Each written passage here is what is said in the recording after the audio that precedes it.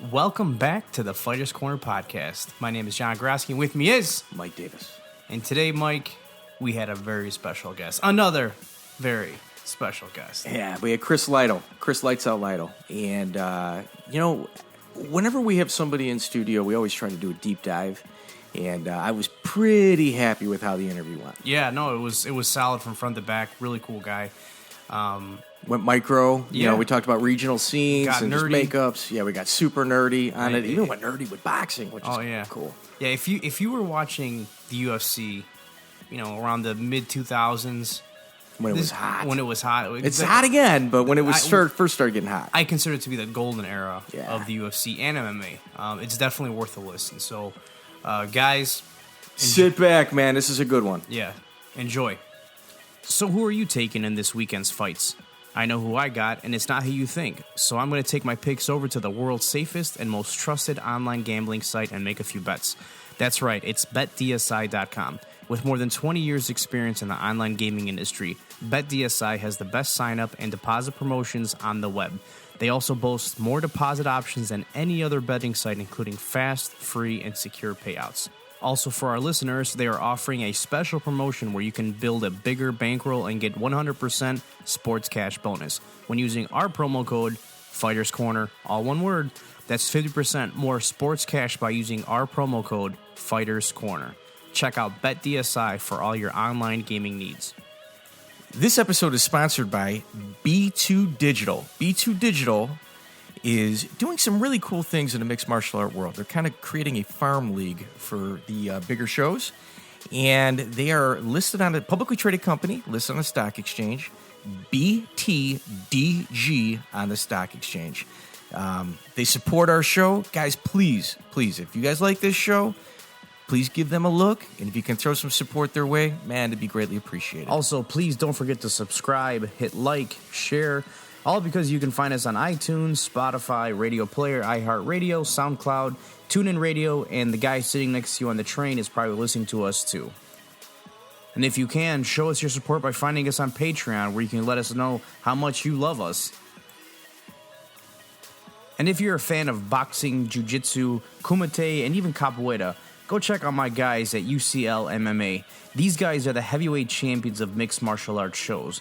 And if you think you're the next Johnny Lawrence, go to their website at uclmma.com, shoot them an email and tell them John sent you before asking their matchmaker that you want to defend your All-Valley Karate Championship versus one of their fighters.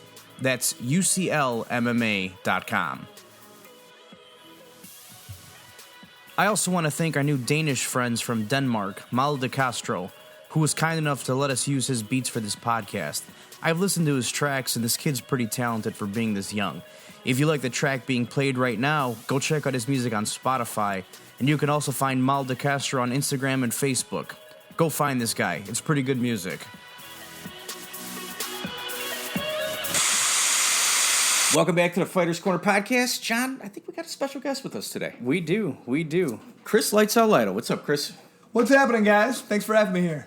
You know, we really appreciate you coming in, man. Like, all BS aside, this is pretty significant. Yeah, for I'm us. pretty We excited appreciate for it. this. Yeah, Real cool. excited for this. So we're going to do a deep dive. And, when you got somebody like Chris in the studio, we try to get a little micro, and we're going to apologize ahead of time. Because Going in deep on this one. Yeah. I mean, like, Right, if so I nerd started in alert, nerd alert. 1998, long time ago. Yeah, big nerd alert. So, we're going to start with, like, your beginnings, Okay. fights in Japan.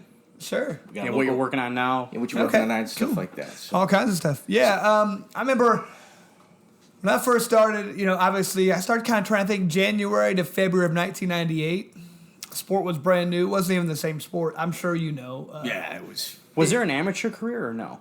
Not really. I mean, back then they didn't even really differentiate. I remember my first fight I didn't get paid, so I guess that was my amateur career. But my second fight, I got paid. Okay, So. how many fights did you have that are not on your record from the Probably 15. The bitch of the thing is every one of them's a win. You won. I didn't lose one. It's okay. All right. I don't doubt you, but I've heard a lot of people say that Well, don't have your background. Yeah, but that's the thing. Like, the first fight they had me on, I think I'm fighting in Japan, I believe. And I'm like, was in 10-0. Pancrase. Yeah, and I'm like, I was 0-0. Like I was like 10-0. They didn't just send me to Japan. I had to beat a lot of people, but they went back and took away all those wins because it wasn't in a sanctioning body. Were they on there at one point though? I don't even know if they were on there, but because this was like in the 90s. So it was before really the internet was super big. Sure. But I mean, I know whatever. I think there was a couple that were on there that are not on there now because they went back to and said no, there's no sanctioning body. They don't count. Whatever.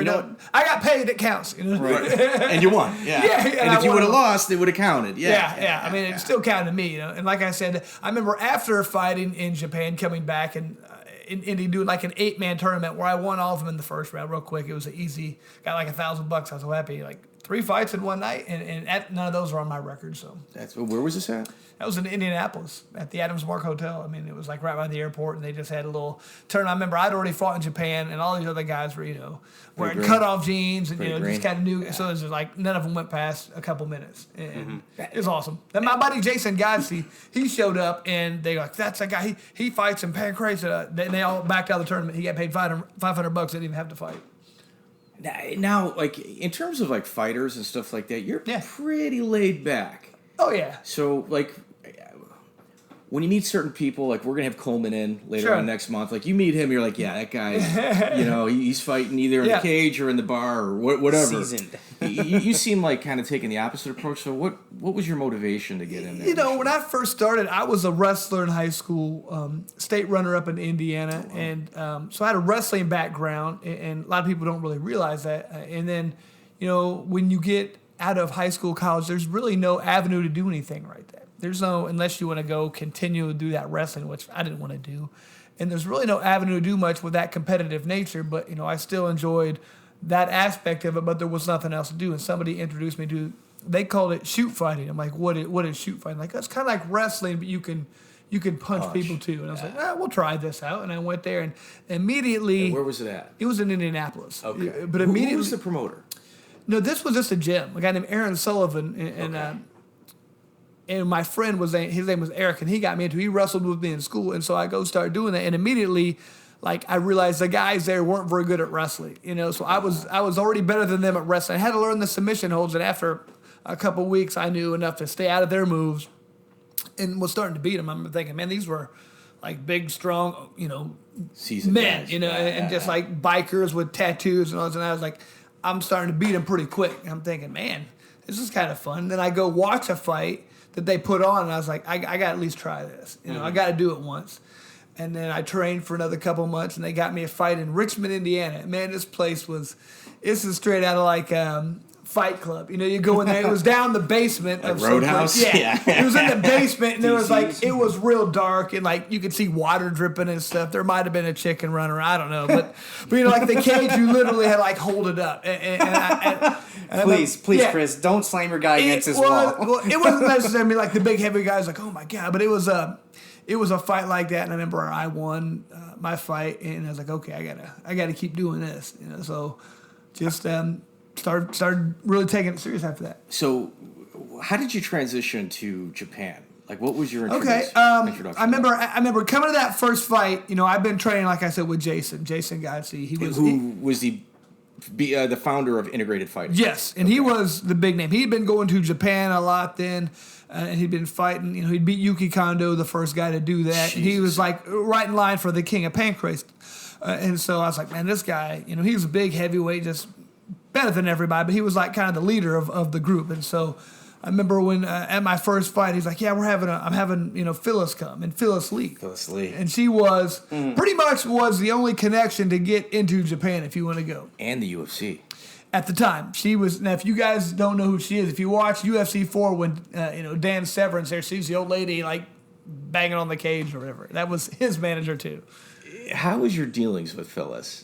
So like when she first came to the thing, I was super excited, because I was like, oh man, I got this. It was a big deal. Yeah, I got this lady. She's the matchmaker, or not the matchmaker. She's the connection to get to Japan and open all these doors, and she's coming to my fight. So it was a big deal. Now, whenever I was there, she was always nothing but super nice to me. She liked me. I went there and come to find out, well, of course she liked me. I was really helping her out. You know what I mean? Like when I would go to Japan, they'd pay her. No, And well, then first of all, she'd pay you? yes, heard that. and they would say, she'd always say this, like, "Oh, Chris, they want you to come fight again. They're not going to send you a corner man though. They're bringing me over though. I'm going to go." And it took me about a year before I figured out. Hold on a second, she's taking my corner man pass. You know what I mean? Her flight should be my corner man's flight. So I would go over there. And I would have like a Japanese guy corner me who didn't speak English. It's good for a stool Yeah, of water. it didn't matter. It was like 1 15-minute round. Like, what are they going to say anyway? You know, but it was just different. 1 15-minute round, that sucked. If you've never done that, I can imagine. it was brutal. You know, and there was no weight classes. You know, so even there wouldn't. All they had to do was give me water in between rounds, but there was no rounds, so it was just, you know, I had no cornerman. How many Americans were over there with you at that time? There would be different each time, you know. Sometimes there'd be a couple Americans. Sometimes I'd be over there. There was no Americans. It just depended on every fight. Now, why didn't you ever fight in Pride? It seemed like, you were kind of a name over there. Well, here's the thing. When you go to Japan, they don't mix and match very well. When you're in that organization, you're in that organization. Okay. If you jump over the other one, it's kind of a huge slap in their face. They are huge on loyalty, and they don't really take kindly to that. Now, later towards the very end, when Pancrase started to kind of fall apart, and some of the fighters, like... Except bouncing checks. Yeah, well, not only that, but like the fighters there, if you were a fighter for Pancrase and you were like Japanese... They they gave you like a salary. Like, that's who you fought for exclusively, you know, and like they let you live at their place. Yeah, for a lot of them live together. Yeah. I mean, it was like a job. It wasn't like you got a salary to be there. You worked for that company. So it wasn't the same as you just didn't go fight for another company. You know, I mean, so that towards the end when things started falling apart, then they started moving over because they were getting squeezed out. They were the biggest promotion. And when Pride came, it started to take into that. Kabara. Yeah. And then especially when like Pride, you know, I go to Pancrase and we have maybe a big event have 5,000 people at it. You know, I would go to Pride, but some of my people were fighting, there'd be 20,000. You know, it's a big difference. Weird? Yeah. It's weird, right? Well, they had a lot of Yakuza money and they were getting big names from all over the no place. such thing you as know? the mob. Yeah, That's true. The Yakuza's different. Separate but equal, you know what I'm saying? They say it was Yakuza, but it really wasn't. Yeah, whatever. You know, it was just people with missing fingers doing these things. Strange tattoos that you can only get in certain areas. Yeah, so they were putting on these fights, and there was a lot of money. I don't think they care if they won or lost money as far as, it was just to put on this event. All right, so now with Pride, you know, the one thing with Pride is always the brutal fights and the high-end competition, but a lot of times people always talk about, like, fixed matches, which obviously happen. There was a few. What about in Pancrase? Well, were you ever approached with something? I was like never approached about that, and to my knowledge, I've never heard of there being one there. I wouldn't be surprised, because here's the weird thing: people don't understand. Like, pro wrestling and fighting were very closely connected in Japan. You would have professional fighters who might do pro wrestling and vice versa, Even on the same card. Yeah, it was just nuts. But I mean, I was never approached by that. I never heard anything about that there. To saying that didn't happen, though, I couldn't say that. You know, who knows? Like I said, it's very intertwined. As far as Pride, I'm pretty sure it did happen there. Oh, I think that goes without saying. Yeah. That's pretty confirmed. Yeah. I can think of a couple fights. So, But I mean, you know, it was just that the two organizations were very different with how they were ran, and like I said, one was it was your job. You fought for that company. You lived with them. You trained with them. That was it. Pride was more of a UFC style. You took orders. Yeah. How was the reception in the locker room for you? I mean, at that time, it was just so... Man, you know, it's funny when you go to Japan, like, nobody really says anything to you, you know? Even the audience. I know, like you can hear yourself breathing in the fights. It's so awkward. Like, and then all of a sudden, like, something happens and they cheer, and then it's quiet again. So, but like even in the locker room, like nobody's super friendly unless you've been there a couple of times. The more you go there, the more they get to know you. Then they'll open up to you a little bit. But man, I spent like a month there and stayed in the gym. I didn't get to know the people very well. Most of them can't speak English when I was there. You know, I mean, the younger guys, the older guys, they could, and I talked to them a little bit. But you know, they have this thing where they don't want to speak. They like feel like they're dishonoring themselves if they get it wrong. Like, you speak way better than I do. Yeah. You know, I don't speak very little Japanese. It was tough. Mm-hmm.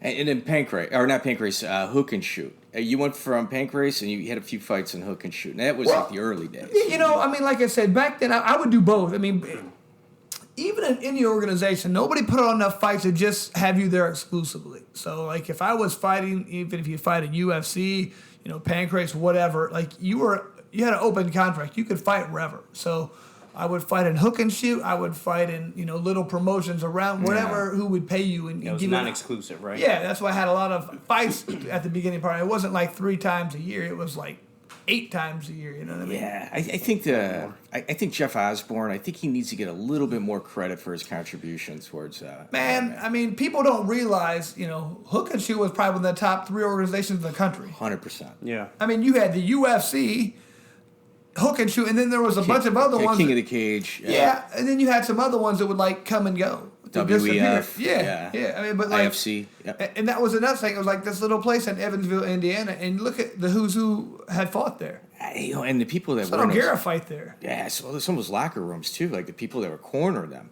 Yeah. And and look at if you want to talk like on an administrative side, which you had Miguel Arate that went on to Bodog as well as Abu Dhabi. Yeah. He was the matchmaker there. Jeff Osborne became the color commentary for the UFC. Mm-hmm. I mean, it was the UFC used to cherry pick out of Hook and Shoot, and rightfully so. I mean, it was a good proof. Like that was a legit belt. Yeah. Yeah. Did you ever win a title at Hook and Shoot? Yeah. That kind of what helped get me back into the UFC. I fought there in like UFC 28 before Dana and Zuf and them got involved. It was SEG days, right? SEG was as soon as I fought there, I immediately said this sport's not going to make it. I'm going to go. Why? I started going back. First of all, I paid like $500 in a 2-round fight, which was nuts. You had to pay to fight? No. I got paid $500. Oh, you got paid I did a $500? 2-round fight. But people did pay to fight at certain points. Yeah, You never had that. Okay. No. Yeah. And then, you show up there, and it was actually like when they first time they had it in New Jersey, it was at the Taj Mahal. Usually they give you per diem, fight money, whatever. They gave me like a pass. Me and my corner was like, what is this? Well, you can go down and eat in like the cafeteria for the employees whenever you want, 24/7. When you go, and I was like, this is not right. Like, there's like the waitresses, all these people are back there, and I was like, this. I've never had this happen. Like when I go to Japan, they would give you. It was like a legit organization, per diem. They had little baseball cards. Kids would come talk. It was nothing like that. It was like the weigh-ins were in a room about this big the day of the event. And I remember I went there and they're like, Chris, your doctor, you said you had to have an ophthalmologist do your eyes. I said, yeah. They go, you had an ophthalmologist. I was like, what's the difference? An H? Yeah. You have to go do it today. So they took me and they got my eyes dilated the day of my fight. And they're like, he's fine now. I come back, I'm like, where am I at? It's just, so it was just really not, as soon as I got done, I said, this sport's not going to make it, was my initial thought. And I remember then when Zuf and them bought it, some people said, hey, man, they're really putting some money into this. And I started paying attention. I was like, okay, they're going in the right direction now. So it just changed quite a bit. All right, so your first fight in the UFC was against a Miletich wrestler. Who was it? I think his name was Ben Earwood, maybe. Is that right? And I don't think he really fought too many times. I think he got hurt after that, hurt his back. And probably, like I said, there was nothing in it. There was no money at that point. I'm probably like, this isn't going to last.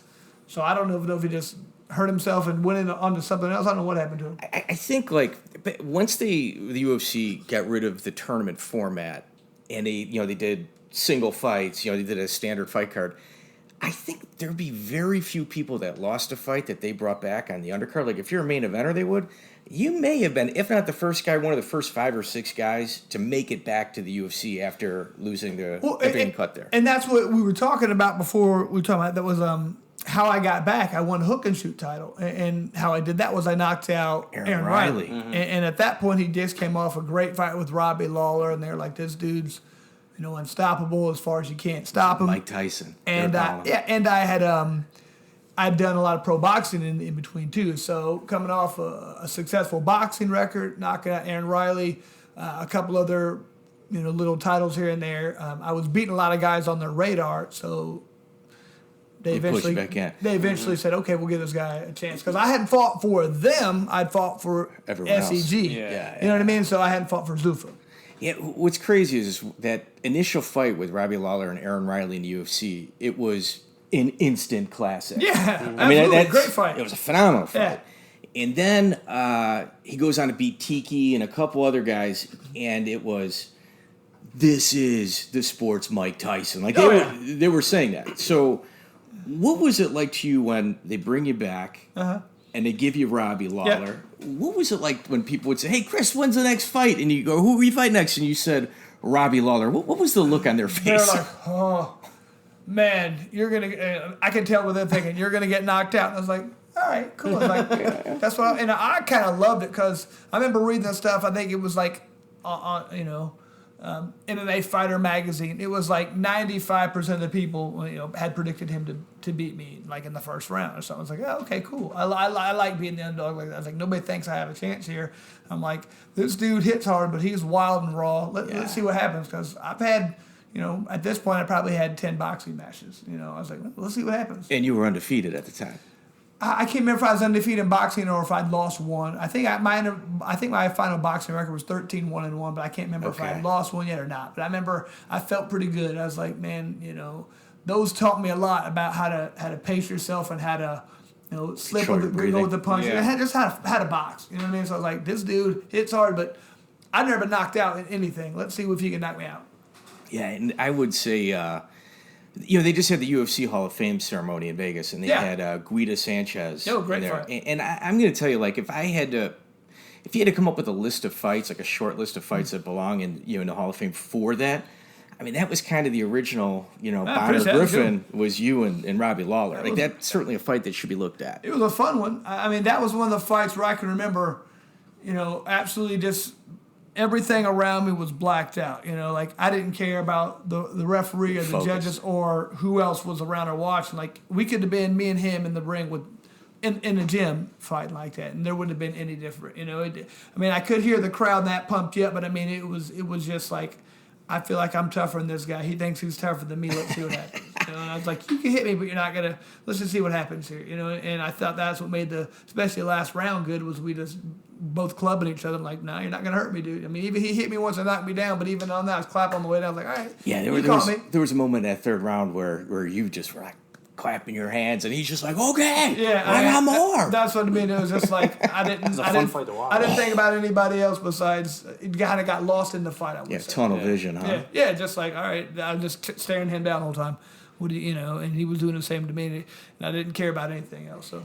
I think a lot of the fights on those UFC cards, I'm not going to say a lot of them, I would say the fights that just had athletes in it that really didn't they weren't really developed yet. They were still present on the main card. That was like one of the original, like with two guys that really knew what they were doing, and it was a really well matched. Yeah. Aaron Riley too. Aaron Riley, Robbie Lawler. Well, and like you said, there was a lot of fights in where you had people who were great athletes and great this and great that, but they didn't know the intricacies of fighting. Like these were with us. You had veterans who'd been there and understood what was going on, and had been through the trenches of training and the hard knocks. I think that's what you had there. So after that fight, the UFC cuts him again because they didn't have a lot of bouts. They didn't. You were signed to one fight deal. It wasn't they cut you. You were just. I remember at one point after I said, hey. After I won my next two fights, I said, you guys going to do a contract? They're like, oh, we don't do contracts unless like you're the champ. I was like, all right. But that's, so I could continue to fight out. They didn't cut. I remember this. I did say, they said, we like what you did. We want you to fight for us again, but you have to fight outside the UFC and beat a quality opponent. What the heck? Right. And so this is funny. I fought was that night or was that later on? Later on. I let him go. So I remember I fought in UFC 45. It was like the tenure. So I fought Robbie then. They said they want me to find another quality opponent, so I fought in the RFA or whatever. Oh no! You fought in reality shoot fighting against Pete Spratt. Pete Spratt.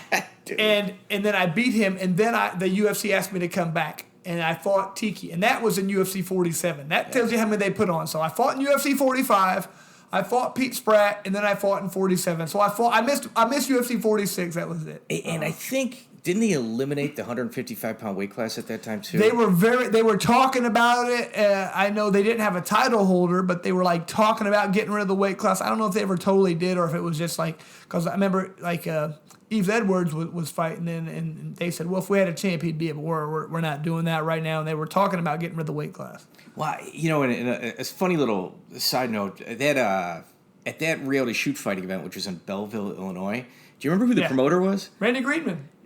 Do you know anything about Randy that's a little left of center? Well, I do know he got his head cut off. Like, literally? Yeah, Randy, literally, yeah. No, not figured. Randy was a big, and this is funny, I remember. Big? Huge. Just, what size is huge in your opinion? 600 pounds? I don't think he was that much, was Man, he? he had to be close. You think so? He was definitely over 450. Yeah, that was about what I was going to say. He's probably 4 to 5 bills. Yeah. He was a big guy, man. He was, he put on these fights, and they always had a bunch of these, like, bikers there. Come to find out, I think he might have double-crossed. Something happened when they didn't like him. I heard they killed him and cut his head off. I have another funny one. I actually know this, but go ahead. There was another funny part. I remember, like, me and, Alex Stiebling fought on the card the first time. Dude, this guy would have monster cards with, like, maybe $35,000-$40,000 just in payouts. Mm-hmm. Yeah. In Belleville, Illinois, in the middle of nowhere. This dude was, like, every bit of 500 pounds. Sean Shirk fought Carl Parisian there twice. Yeah. You know. You fought Dave Strasser, I think. I fought Dave Strasser. I fought Pete Spratt on the Steve other card. Berger? Yeah. You fight Berger there or no? No, but I saw him fight there. There was a couple of just like, dude, there was so many good fighters there. It was nuts. Yeah, even, like, the locker room, you were like, man, that's... Yeah, and like you saw, like that guy fought in the UFC. That guy fought in the UFC. You know, you just fly him in just to kind of meet him. Yeah. In fact, so I talked to a few people that were pretty familiar with this situation. So essentially, he had a couple biker buddies. One of his biker friends went to jail, and his buddy handed him his cocaine business. And no wonder we were getting paid so well for those. Yeah. Hey, remember his girlfriend? Mm-hmm. All right, so dude, his girlfriend like had you get breast implants. She's a stripper, look like. And then you get like overly large size, and then there's like circus size. She had circus size. Okay. Yeah, I mean it was just like, like she was so top heavy. So essentially, he hands off the cocaine business to Randy. Randy makes some new connections in Costa Rica, does really well, and he takes a business that's this big and makes it that big. And part of it was like he was so cash heavy, he would throw these events just to kind of get rid of some of the money as well as, do something that he enjoyed. Right. So the guy gets out of jail, they have a conversation. Randy says, hey, listen, man, what you started is this big. Now it's this big. I'm not giving this back to you. We can negotiate, we can talk. And I think one of the quotes from like someone close to the situation said, well, they found his body in various parts. How many people do you think it took to carry him into the woods? Yeah. So negotiations didn't go. It didn't go his way. No. But I tell you what, the guy loved the sport, man. Oh yeah, and he put on some great fights. I remember, like I said, my buddy Alex fought there. Alex Stiebling, yeah. And he won some belt. Who did he fight? I can't even remember at this point, man. He fought on the same card with Berger fought Phil Johns. Yeah. And you fought Pete Spratt. Yeah. Is that okay? It's the same card. Yeah. I remember Alex won a belt, and we came back there in front of the fight, and he was like, I gave you that belt last time, Alex. And Alex goes, what? He goes, like, that was a weight belt with tinfoil around it. That was terrible. And Randy got all sad. He was like, oh, he made fun of my belt. Yeah. Wouldn't fight for him again because Alex was fighting in Pride at the time. Yeah. I think he actually came from Pride, right? Did he get cut from Pride, fought there, and then went back? I think so, yeah. He would. I mean, Alex was a great guy, but at the time he was making some poor decisions like money. He'd go there and every time he'd get done with a fight, he'd spend all his money. He'd be like, I need a fight. And they're like, well, you got to. And then he'd go fight around here, and then he'd go back to Pride. Like, come on, Alex, manage your money. Yeah. So you armbarred Pete Spratt. I think that was like in the first minute and a half. Yeah, it was real quick. And then you went on to TUF 4. No. Then I fought Tiki after that. Okay. Yeah, Tiki wasn't a fan favorite from what I remember. But he had a good gym. He did. Yeah, he had a really good. He was one of the guys. But he was like one of those guys that everyone rooted against. I did when I was fighting him. Besides that, I mean, it was. Did you knock Tiki out? I got him with the bulldog choke. Right. That's right. The bulldog choke. And this is a funny story. So afterwards, I remember, I can't remember why, but Pat Miletich had left the fight for some reason. He was there and he left. And so after the fight, he comes back. He's like, hey, Chris, how'd the fight go? I was like, oh, great, man. I caught him with it. And I started to say the same thing that you got caught in by Carlos Newton. And I caught myself. I'm like, I was like, yeah, I caught him with a choke. And he looked at me and goes, you're about to say with that same choke that Carlos Newton. And I started laughing. He started laughing. I was like, yeah, man, that was it. But I felt bad. But yeah, that same exact choke, that little bulldog choke head in there. And I got him with that one. That's good. That's good. And then after that, when did TUF 4 start? After that, I fought a couple more times. Did you get any contracts before getting on? No. So it was still like fight to fight. You were in the indie scene prior to TUF 4, though. Mm-hmm. Okay. Then I fought. After that, I think I fought Ronald Junn, I beat him. Good, tough guy. Super tough guy. And then I fought the Carl Parisian fight. What is your opinion on Carl Parisian? Man, Carl to me was his own worst enemy. I mean, he had all the talent in the world as far as like he's great hips, and that's something very tough to teach. His hips and his throwing ability was very good. Oh, incredible. I don't think his stand up was great, but back then people weren't really well rounded. People were good at this or good at that. I think that was why I experienced a lot of success because I had ground and stand up as well.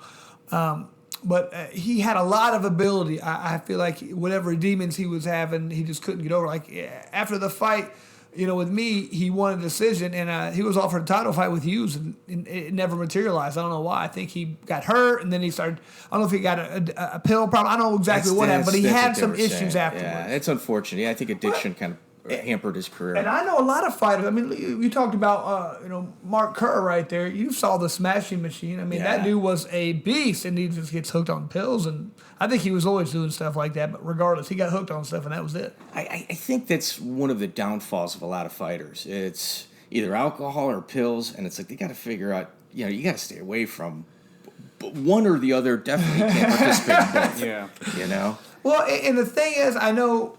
At some point, you're thinking, "Hey, you get hurt. You got to take some pills allegedly to help yourself get through it." But I know I've trying to make sure after I've seen what it's done to some people, I won't take any pills no matter what. If I have a surgery, I don't take pills. I'm just not doing. I just had surgery on my wrist. I didn't take a single pill. Not doing it. I just don't want to. I'm the same way. I don't care. It doesn't hurt that bad. But I know there's too many people who have fallen into that trap, and then their life is totally off. They can't get out of it. Yeah. So it's tough. So. If I may rewind, you fought on a card here in Chicago. Yeah, great. Oh, that was back in the day too, when we were still, fighting wherever. Is there anything significant that may have happened there? Yeah, I didn't want to ever fight here again because, obviously this was pre-commission, so they didn't have anything where money had to be in escrow. So, somebody tells me, this guy Ed Kim's putting on a fight, and he wants you to fight on the card. Great, I said, who else is on the card? Because I'm Larry. They start naming all these guys from Monty Cox. Rich Franklin's on the card. Oh, he's a big UFC guy. Laverne Clark. That's who I was fighting. And then Rich Clemente. Who else? Eugene Jackson. The Wolf. Yeah, he's fighting. Was like I can't. Was that fight? No, he fought. Eugene Jackson fought Tony Strickland in the main event. Tony Strickland won. Holy cow, dude! I can't believe I remember that. Yeah, and so there was probably at least 6 UFC veterans on there. Okay, so. But when I hear money's involved, I go, one thing I know about money gets paid. He's paid. Yeah. That's for sure. So I was like, all right. And I'd never heard Ed Kim, I just remember when we first showed up for the wins, I saw him, I was like, this dude's 15 years old. I don't know how old he was, but he wasn't. I thought he was probably like a 40-year-old man. He looked like he was in his 20s. So Ed was this guy that used to post on the underground forum, like mixedmartialarts.com, MMA.tv is what it was known at the time. And Ed would always be like talking about like what a big shot he was, and he's got money, and he's got this, that, the other thing, and I'm going to do this great card, and never put up a single poster. So when you were in the locker room, what was the feel like?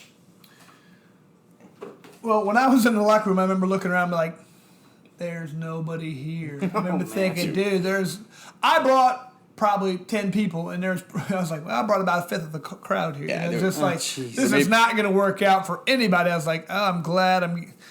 Hey, sucks for him. This dude's going to lose his ass, but I'm going to get paid. So there was probably 300 people there. I mean, that includes the fighters and the cornermen. Yeah. Not a good crowd. Where was it at the Villa Park? Where was it at? I got no idea. I can't remember either. I don't know. I can remember the main event, but I fought Laverne Clark, and at the time, I think he was like 4-1 in the UFC. Stud. And I remember I was at this other fight where I fought, and he fought Matt Hughes, and he takes Matt Hughes down the first round and like kind of beats him the first round. Everybody's like, what the hell's going on here? He didn't get choked later, but I mean, he put up, a good fight. I'm thinking, man, this guy's really good. He's knocked out some people. He was a pro boxer. I knew that. And I'd been doing some pro boxing. It's like, all right, let's see what this guy's got. And I was surprised he kept trying to take me down, I was like, well, that made me feel good about my boxing because I knew he wasn't wanting to stand with me anymore. So I ended up beating him. And this is a weird thing. I remember, this is the only guy I ever remember doing this. Like, I remember one time he did get me taken down, and he starts grabbing my sides and, like, trying to twist them.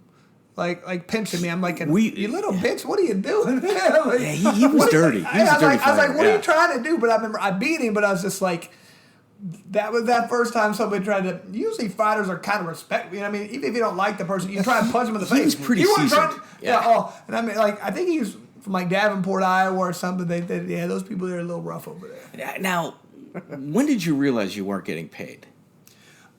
When my check bounced. Oh, so he wrote everybody checks? He wrote everybody checks. Did he come into the locker room and address the situation? No. He just, I went, afterwards we go there to where he was. He's writing out checks. You go, Chris, thank you very much. Cool. It's like everything was right as rain. Everything was good.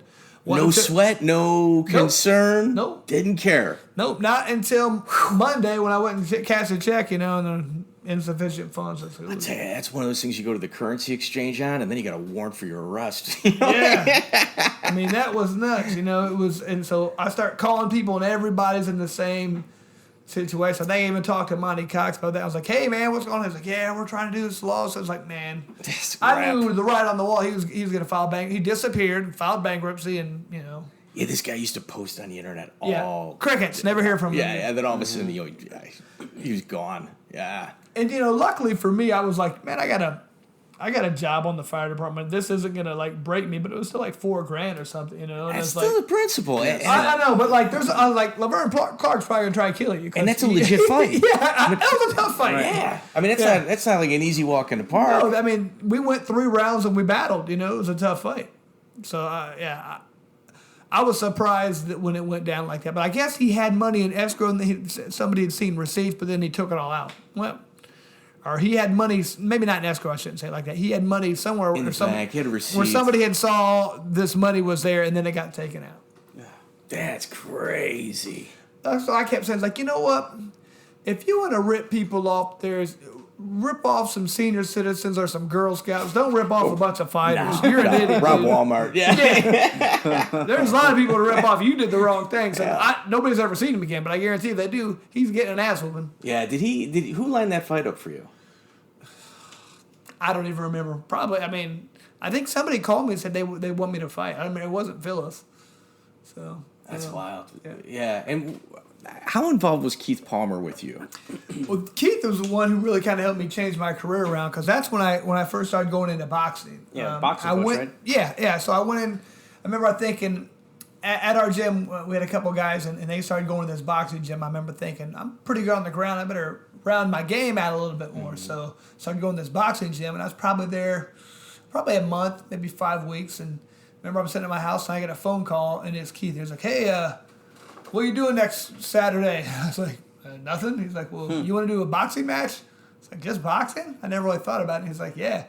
It's on the ESPN2 card, and they told me they need a tough guy. And he's like, I got a tough guy. I don't know if he can box at all, but we'll take you up there. I was like, all right, we'll go do it. And they take me up to Baraboo, Wisconsin. It's at the Ho-Chunk Casino. Oh, wow. It's amazing, what cities the fight game take people to. Yeah, I never. So we go up there, and they had an ESPN2 card, and I fought it was an Indian reservation, obviously, and I fought one of their Native Americans from that reservation, So I was like, all right.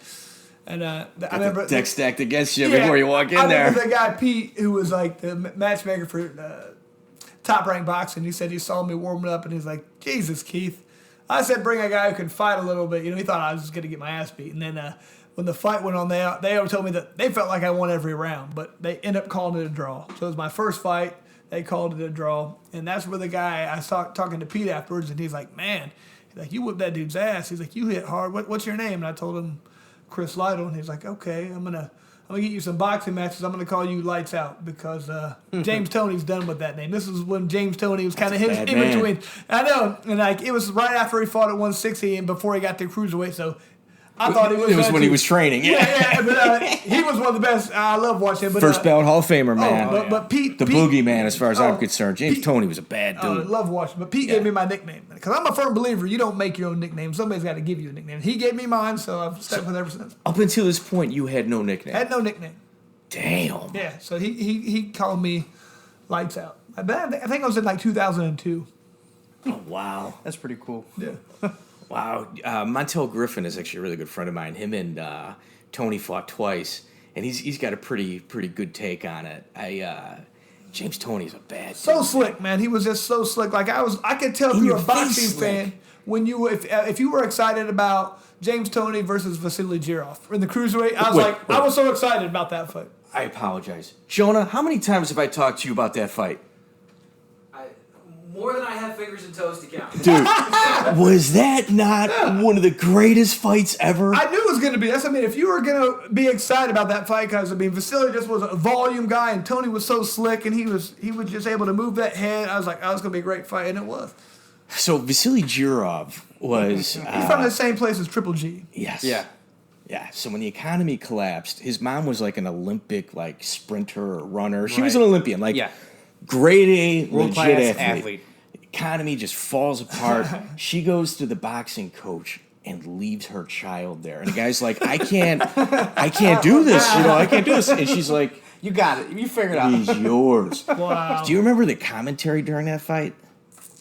Not offhand. So essentially it was, Vasily would row a boat 6 miles into the Black Sea and, and then the boxing trainer would throw him overboard and would, motor back into, back Come ashore. back if you want. Yeah, and that's essentially, he had to fight German shepherds in close hallways. We do a boxing, little update, and my dream interview is Jirov, and I want to know everything that you went, how you were tortured. Wow. Mm-hmm. Yeah, I mean, it's different than the Cuban techniques, but he was just a they hard break you nosed mentally. guy. That's how it is. Yeah. He said, I remember he was saying, I read an interview that some friends of his died while training. Jesus. And I was 12, and the guy was bunking with died because he didn't survive one of the sessions. It's like, oh. Hey, and that's why those guys are beating our people in boxing. They're just mentally tough, dude. I mean. Yeah, Jirov, that's a really obscure fight that I don't think gets accredited. No, that was like I said. I could tell if you're a boxing fan if you were ready for that one, because I was looking forward to that for a long time. I was like, this is gonna be a great fight. Yeah, that was. James was one of my favorites. Yeah, oh for sure, and he was just so grimy, but it was legit. James Toney is legit. Oh, man. And I somehow stole his nickname. I didn't do it. They gave it to me. Yeah. Hey, man. I felt bad. Have you ever ran into him? No. But I train Layman Brewster is a buddy of mine. He's at the gym a lot, and he knows him real well. Does Layman have a gym in Indianapolis? Yeah. Wow. Yeah. But he comes and helps out with Mitrione sometimes right now. Layman's just a good dude. Hey, who's in your gym? Okay, you got Mitrione, you got Pat McPherson helping you guys out. Got him Andrew Holbrook, who used to fight in the UFC. He just been injured. He's making a little comeback right now. See how that goes. Then a lot of guy named Cameron Van Camp. He's one of he's one of those guys. Once he finds his next gear, he's going to do it. And here's the thing. We just started working with him not that long ago. Really, he's got a lot of upside. I'm really wanting to get him some fights here soon, just to go from what he's been doing to kind of doing that transition to training with me and Pat and everything. But he's got a lot of ability. I think with Cameron, and he hasn't fought on TV yet, but I don't think he has he? He lost his last fight in Missouri, right? Yes, St. Louis on Shamrock. At Shamrock FC, yeah. But he fought what's his name there, Volker. Okay. A good fight, man. When I watched it, he pieced Volker up on his feet. You see the fight, Volker's eyes are both full of shit. It was a good fight, but Volker just used experience and beat him. It was just those couple little things he didn't really. He got outpositioned. Yeah, I outpositioned him, but I watched that fight. He's gonna be a bitch. Yeah, I think it's mental with him, and once he pushes through, he's gonna find the next gear and he's gonna level up. He's got a big upside. I absolutely agree. Yeah, no, I'm a fan of that guy for sure. Yeah. For sure, I think he's gonna make it eventually. So TUF 4. Yeah. How was it living in that house? Was that brutal? Well, here, take us through how you got on TUF 4. Okay, so right now you're at like I said, contract to contract. Yeah, and I remember what really made me mad. This is another fight where, I'm getting ready. I fought, Joe Riggs. He just fights down to 170. I'm great buddies with Joe. Joe's one of my favorite people in the sport, and so we even, like, after they set it up, we called and talked to each other. It was like, hey, man, it is what it is. You got to fight your buddy sometimes. It was like, all right. So, you guys didn't make a pact? No. Like Tito and Chuck? Nothing like that. Hey, I'll punch you right in the face. Yeah. And so, that one was one where I was really disappointed because I knew he was going to have trouble making the weight, and I knew he was going to be tired after he made the weight. So he makes the weight. First round, somehow I end up on top of him. I was like, oh, this is weird. I didn't even think he's more of a wrestler than me, the big guy. Anyway, he wastes a lot of energy getting on top, and I remember thinking, my game plan is just go to the second, third round, take him in the deep water. And I remember, so he was really tired, I could tell, because he had that weight cut, get to the second round, and I'm on top again. Like, he tries to take me down, and I get a reversal. I'm like, oh, he's done. He's dead and tired, I could tell. I'm passing guard, and he hits me with the elbow from the bottom, cut me open. Right, and that was under your eye, right? It was over my eyes, right here. Busted, like, it was a weird one. It was like 3 different directions. And I remember, I was like, dang. And I remember it bled really bad. I remember I'm sitting there, the referee came and he stopped it. And this is funny. I remember it was McCarthy.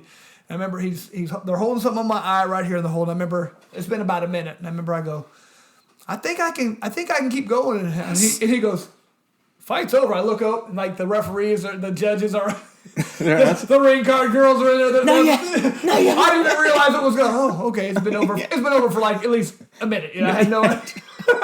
And I'm sitting here with my eyes closed. I think I can still do it. And they're like, they're in there announcing I'm the lose. I'm like, okay, shit. So, but after that, I was a little disappointed because like, man, every time. And then he got a title fight next. Like, dang.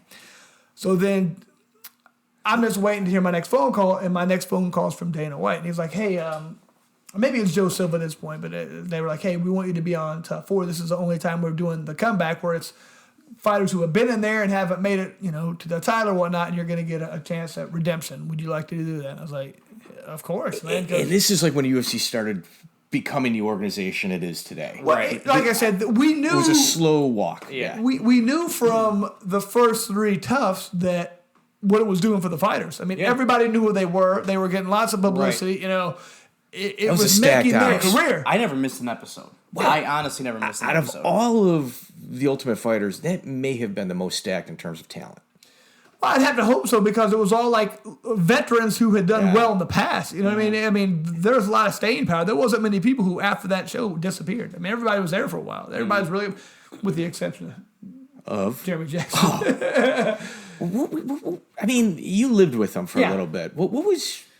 I thought he was a good guy when I talked to him. He seemed good, and I didn't realize as much as until I watched the show that they had built it up that me and him were going head to head and going to fight. I had no idea about that. They acted like that he wanted to fight me is what I was gathering when I watched the show. Our whole strategy though, I was amazed when I got on there how much of the team concept came into play. Like when I first was going on there, I was like, this is about me. I don't care about any of these guys. This is about me making it to the finals. Within like a couple of days, it's weird when you go in there and there's no TV, there's no phone, there's no radio, there's no contact with the outside world. All you have is your family of people right there you're with. And no phone calls? Nothing. No phone calls. No radio, no TV. You go to the gym and you go to the house, that's it. And how long were you there for? A little over 6 weeks.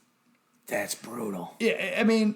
It wasn't really. I'll explain that in a minute. But I mean, it was amazing to me, like how, like the camaraderie with my newfound friends that I had, and it became more about. It wasn't all about me, and it was about our team. Like our team, were like, okay, we want to try and keep control as long as we can. So we have to set up these fights where it's going to be best, most advantageous for our team. So like one of the things we said was. We got control because they had it first, and Shoney Carter beat Rich Clemente. And so we got control of this. Who are we going to do next? And I remember eventually I was like, I beat Pete in a minute, and he's on the other team. I'm pretty sure I'll beat him again, and then we'll keep control of done deal. So there was 2 coaches on that show, 2 main coaches, right? It was GSP and Randy Couture was the other one. But they weren't on. They were coaching both sides. Right. Okay. So it wasn't like the previous formats where it was like one coach on one team, another coach on another team. Because I thought it was really cool that GSP was in here coaching the guys that would potentially fight him. Yeah. Well, what they told us was they didn't feel it was right to have GSP, even though he was a great fighter, he hadn't had as many fights as most of the guys who'd been fighting. Like he hadn't had as many fights as me or Matt. A lot of these guys. So he didn't have the opportunity either. Being in Canada. But I'm just saying. They said they didn't feel like it was right for somebody who's been training longer and had more fights to be coached by somebody else. So the other TUFs were new guys coming in with veteran coaches. These were you can't have veterans. Were all studs. There wasn't a single guy in that show that couldn't have opened their own gym with a lot of credibility attached to it. 100%. I mean, everybody had a lot of ability there. Yeah. And most people did have their own gyms at some point. So did Jeremy strike you as being strange at all? Only thing I thought was a little strange was like he was a last minute replacement. I can't remember exactly who wouldn't go, but he said he got called like a couple days before the thing happened, and So you guys had a heads up so you could get in some sort of shape. We were all shape and ready, and they said they were trying to like hold him off for a little while so he could get in better shape before we fought. I can't remember who didn't show or what. I think it might have been one that like Nick Diaz or something didn't come at the end or something. Imagine Diaz in that. Oh my God. That'd been a wild 6 weeks with no weed. That guy, he ain't lasting. He probably would have won the middleweights. I mean, right? No, he was a welterweight back then. Oh yeah. Yeah, that'd been good. I mean, that'd been fun. That'd have been fun. That'd been fun. Yeah. So I think that's why Jeremy made it there. I believe. I'm not real sure, but. He seemed like an all right guy. He was not on my team, so I never really got to train with him or really spend as much time with him as people on my team. So each team had his own captain then, right? No. So you guys just made decisions as a group then, correct? Okay. All right. Who did you get along with the most in the house? I really clicked with Matt Serra. I thought he was great. Den Thomas really was a great guy. You fought Den on there as well. Yeah. Okay. I had to fight both those guys. Yeah, that's not easy, man. No, I mean, like I said. But there was no easy road, no matter where you went. And that was the thing. I remember in the finals, like all of our guys from our team won the welterweights, so like Shoney won, Matt Serra won, Den Thomas and me. And then was my probably. I mean, I think Matt got hurt a little bit, so or had like something. So I didn't train with him quite as much. I did quite a bit, but not as much as Den Thomas. But I mean, like he was my number one sparring partner and training partner. And then what was funny is that after they made the matchups, they go, "Okay, you guys all got to fight each other." Matt, Sarah, you're fighting Shoney, rematch, and me and Den are fighting. I remember like, all right, and then like we were fighting in 2 days. So like, I've been training with you the whole time. We went ahead and like trained and sparred the day before we fought. Like, screw it, why not? What's the matter? Like you're gonna see something tomorrow, like today. How are we gonna hide it? I've been working with you for the last 6 weeks. Yeah. Are you gonna do something new? You're right. I mean, then you just start pulling out like different weird, Start grabbing them by the side. Actually, I will tell you this. Burl Laverne Clark's move. Yeah. Chris, you son of. No, I will tell you this. So I think I did do a little sneaky thing on that. The whole time, like when I was sparring with him, I wasn't going really hard, I was trying to go fast, whatever. And I remember as soon as the fight started, I went over there. I knew intentionally I went through some heat right away, hard. And I remember the look on his face was like, this ain't the Chris I thought I was fighting, Because I think he thought Chris don't hit that hard. But all of a sudden, I was doing that on purpose. So then all of a sudden, I come to the fight, I start throwing bombs, and he started shooting in on me right away. Because he was like, nah, this dude isn't. I learned that in Japan. I remember I went to Japan once. What, the hold the hold move? What did you learn? No, okay, so I go to Japan for Pancrase. I remember, I can't remember the name of the guy, but he was like one of the Neo Blood champs from a long time ago. And I went there, this guy, Kei Yamami, I think his name was. I remember I went there, and I was still a new guy. I'm trying to prove how tough I am and how puffing good your chest up. Yeah, I deserve to be here. Got a new tattoo. And he's just sitting there on the mat, and they're like, "Oh, roll with him." I'm like, "All right." So I'm over there, and I'm doing my A game. I'm throwing all these submissions on him. I'm like, "This guy's a Neo Blood champ. He sucks." I'm putting him in all these moves. I was like, "Oh." He wasn't trying. He was trying to learn what I did. Yeah. He wasn't trying to beat me. Putting together the blueprint. Yeah, exactly. Well, they knew later on they were going to have us fight, and he beat me in a majority decision. I think one judge called it a draw. The other two gave him the fight because he knew exactly what I was going to do, and he didn't give out any secrets. He was just studying him. Yeah. So I was like, damn, you got me. That's me being like a 23-year-old kid going up against a 30-year-old man learning, So now I'm 30 and I'm in this tough gym, and I kind of do the same thing. I didn't give away all my secrets, so when I came, I was like, I'm throwing hard punches down. I think he was like, this ain't. I threw him off, I think, so it made him react different. So I won that decision, got to beat him. But I still like him. He's a funny ass dude. Yeah, he's. I think he's he still had a lot of ability, man. I think so too, and I think he's actually a better instructor than he was fighter. And he was agree. a very, decorated He's guy. much better on the ground than people give him credit for. He was great on the ground. Yeah, absolutely. I think Yves Edwards might fall into that category too. Like if I had to pick another guy that when he beat Josh Thompson, that in my opinion was a 155-pound world title fight, even though there was no title present, and then they cut the division. They basically said that to him. That was a title fight. Why wouldn't it be? And that was a great fight, and he caught him that kick. I mean, and then they cut the division. Like, what are you doing, man? Everybody likes his weight class. It's the greatest. I don't get it. Yeah, it was the greatest. Now, you never really left Indy, for training. No, What kept you there? A couple things. I had 4 kids, and my job on the fire department. So. Would you ever take trips anywhere? Very, very rarely. Yeah, because that was always kind of strange. Like, I knew you were in Indianapolis, and, I'm a Chicago guy. Sure. And I'd be like, it's a 3-hour drive. I go, has he been at Gilbert Grappling? Has he been at Jeff Coran's? He's been, some of the more prominent gyms here. And you're like, no. And I'm like, well, he seems like a nice guy. It's not like there's a social issue. I get along with everybody. It was just, to me, being a fireman, I'm gone a third of my life anyway, missing all my family stuff, And then when I was training, every time at about 4:30, I'd have to leave to go to the gym. Right about the time my kids would get off school, 4:30, and so I'm missing most of my kids' life. You know what I mean? So I felt very guilty when I'd leave and go out of town for fights. Let alone if I don't even have a fight, just going to train. And I always felt like you're a family guy. I could make it up with volume. For example, like at the gym, if I remember going to the gym sometimes and there was not anybody very good in there that day. But Pat would be like, okay, you're hitting the mitts here for 2 minutes. Boom. Now a guy's jumping on me. He's not even a good wrestler. But, I beat him up the first round. Then I'm doing kickboxing with somebody. And then I'm hitting the mitts again.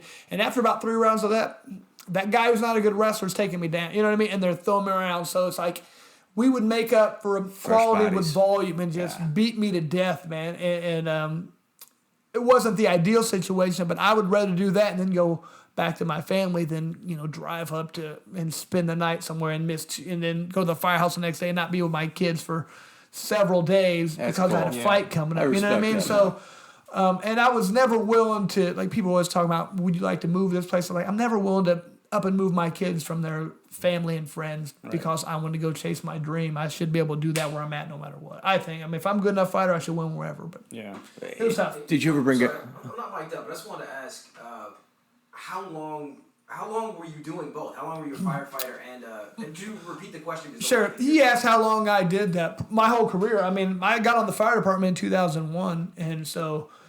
Before that, I didn't have to, but I really wasn't even fighting in the UFC big time. Like Tenzufa bought it, and it was like in 2003. So pretty much my whole UFC career, I was a firefighter, and had 4 kids. And that's pretty incredible, man. I got an eye on it. Yeah. It just, the thing I've realized about that is it's all just about doing what you want to do. Like I wanted to, those were my passions right there was it. People ask me what I did for fun. I was like, that's what I do. Mm-hmm. Do you like to go hunting? I'm like, I've never been hunting in my life. Do you do golf? No. Do you go fishing? No. I didn't do anything besides those 3 things. I like to fight. Yeah. If I wasn't with my kids or at the gym, I was at the fire station. That was it. There was nothing else. And it sounds really, people are always like, man, it sounds like a fun life. You get to go to Japan. I'm like, yeah, I get to go to Japan and I fight and then I leave the next morning. Yeah, you get there the day before weigh-ins, leave the day after your fight. So I'm like, or you get to go to England. Yeah, same thing. And don't get me wrong, the night after the fight, I go out and party every time. But then I leave the next morning. So I might not, like when you go to Japan, we go out to Roppongi, you hang out at Roppongi and the subway starts again at 6 in the morning, you take the subway back, you take a shower, and you get on the flight. I just didn't have the ability to stick around and do a lot of fun, certain things. So my life consisted around doing what I really wanted, and what I had to do was train. I'm always looking at people say, I don't have time to do this, I don't have time to do that. I'm like, man, you have time if you want. Mm-hmm. Like if I gave you tickets to the Super Bowl and you're like, well, I have to work, you're going to find a way to work. You know what I mean? You're going to find a way to get there if you have to. If it means enough to you. If it means enough to you. So what meant to me is, I knew I wasn't the strongest or the fastest or, the biggest guy in my weight class. I had to just try and outwork people. So I would never miss a gym. And I felt bad in many ways when I would miss my kids' gymnastics meet or basketball game. But like if I had a fight coming up, I'm not going to go on TV and get embarrassed by getting beat up because I didn't train hard. I'm like, my wife didn't have to work for 12 years because I did that stuff. I was there and that was my job.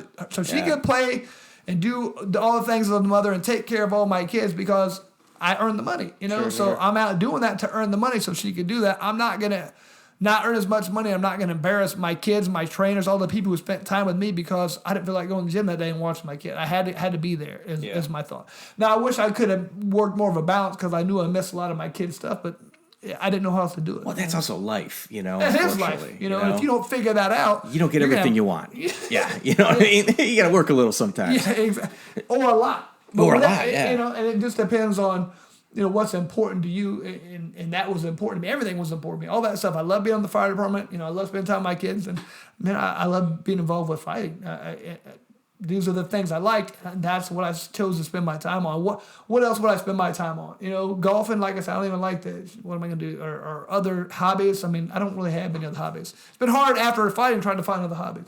How much weight do you cut for a fight when you were in the UFC? I'd get up to about 190, which is very light for 170-pound fighters. Because that was in my, and I never, like I said, never didn't go to the gym, but when I had a fight camp coming up, I really started up in 2-a-day trainings and different things. And I'd probably get down to about 182, just training real hard.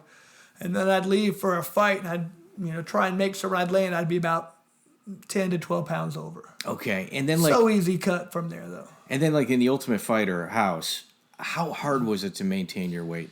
That was, it was so easy because... Really? Yeah. Well, first of all, it was so hot in Vegas. It was like 110 degrees, it was so hot there. Sweat it out. And then, that's what a lot of people complain about, I don't have my cell phone, or there's no TV. I'm like, I remember me and Matt said, this is the best thing ever. I'd never had a real training camp in my life. I come to find out. Mm-hmm. And this was where the only time in my life I ever had nothing to worry about. I got to go to the gym twice a day, train with some of the best guys in the world, good coaches, good nutrition, no distractions. There was, all the protein shakes I wanted. I could get whatever food I wanted. So I'm eating clean. I'm working out twice a day. I'd never had that. So my weight was dropping. I was walking around I was under 180. See, when Shoney got announced to be in the house, I thought there's just no way he's going to be able to maintain his weight. Yeah. I mean, luckily for us, like I said, that was another big reason of keeping control of the house. We knew when we wanted to fight. That way you could always say, we wouldn't tell them. They were always like, come on, man, who are you going to have us fight? We're like, no. That way 3 guys have to cut weight. And then they didn't know because they had to get down to within striking range because we're going to tell you you're making weight tomorrow because the announcement would be one day, the weightings would be the next day, the fights would be the next day. That sounds almost dangerous. Yeah, but that's what I mean. So when we knew we were in control, we'd look at them and all 3 of their guys or 4 of their guys would be out wearing plastics because they didn't know if they had to make weight the next day. So that helped us and our guys knowing when they had to cut down weight, and that was one of the advantages. And that's why I said that's where the team concept really came into play. Yeah. It's certainly an advantage. Yeah, that is crazy, man. Yeah. What was the delay from the time you guys would film to the time it would be aired? 2 weeks, 3 weeks? Oh, no. We filmed the whole thing, and then they showed it, they edited it and showed, they started, 6 weeks later. So you were home while it was being aired? Oh, yeah. Not only was he home, I was calling Palmer. Come on, dude. Tell me. What did he do? Yeah. I don't know. I heard he did well, and you wouldn't even tell Keith. Well, luckily, I think... you guys sound like a big contract, from what I understand, a non-disclosure. Who was it? I remember Matt Sarah was like, man, when that Luke Kumo or whatever, he said he was on there, and he wouldn't tell them how it would happen. He was like, come on, Luke, how do it? He was like, I've got 3 million reasons why I can't tell you. They said, this dude's nuts. He won't tell you. Yeah. But yeah, I mean, luckily, they'd already kind of, there'd been some talkings on the internet of people leaking what they think might have happened, so. It was pretty well kept secret, man. Yeah, it really was. I never really told anybody, but, they had theories. But now, in the finals of that, against Matt Serra, were you expecting his game plan to just hold, to push you against the fence like that? No, I thought he was going to try and take me down a little bit. Well, I mean, I guess he did try and take me down, but I thought it'd be a much more action-packed fight. But here's the thing. The thing I've realized about that fight, it was... That's a hard one to watch. I wouldn't wish that fight on anybody. That's a hard one to watch. Not just a fight, but that situation is what I mean. Because to me, they announced, the winner got $100,000. And then they said they got a sponsorship for like $100,000. And they got a title fight, and they get a new car, and they get a watch. The loser gets $10,000. So you had looking at about a $250,000 difference between winning and losing and a title shot. So looking at it like, and you have about a 4-month period in between the time you were on the show until that last fight. So you got about 4 months to think about it. And all I was thinking about was all the stuff I'm going to do with my title shot, all the stuff I'm going to do, the money with my kids, and all the stuff that my kids have had to deal without for so long. I'm going to make this up to them now because I'm going to win all this money. Now, talking to Matt Serra, he had the same thing. His wife is telling him, I want to stay home and be a mother. I don't want to have to work, so you need to win this money. So we both have a lot of pressure on us to win this money. It's all about the money, the title, all that stuff. So going into the fight, to be honest with you, I remember somebody tell me, Chris, you can win by an inch or you can win by a mile. You got to win. And I remember thinking, that's true. So I didn't care if this is the only fight I can ever think in my career. Like, I don't care what anybody thinks. It's a fight I'm going to win. Yeah.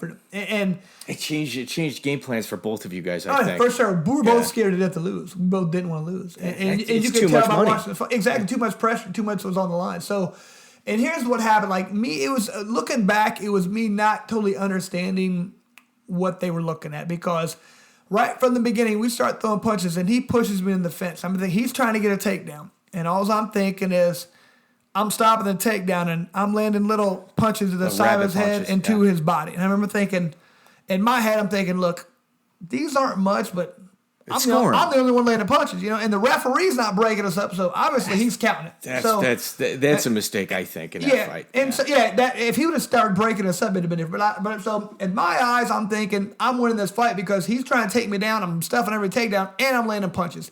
He's got a little bit of bruise here and there, but looking back, I know Matt's point of view is going, I'm holding him against the fence. I'm Time winning. management. So, and when it came to the end, like I remember I took him down in like the first round. I take him down the second round.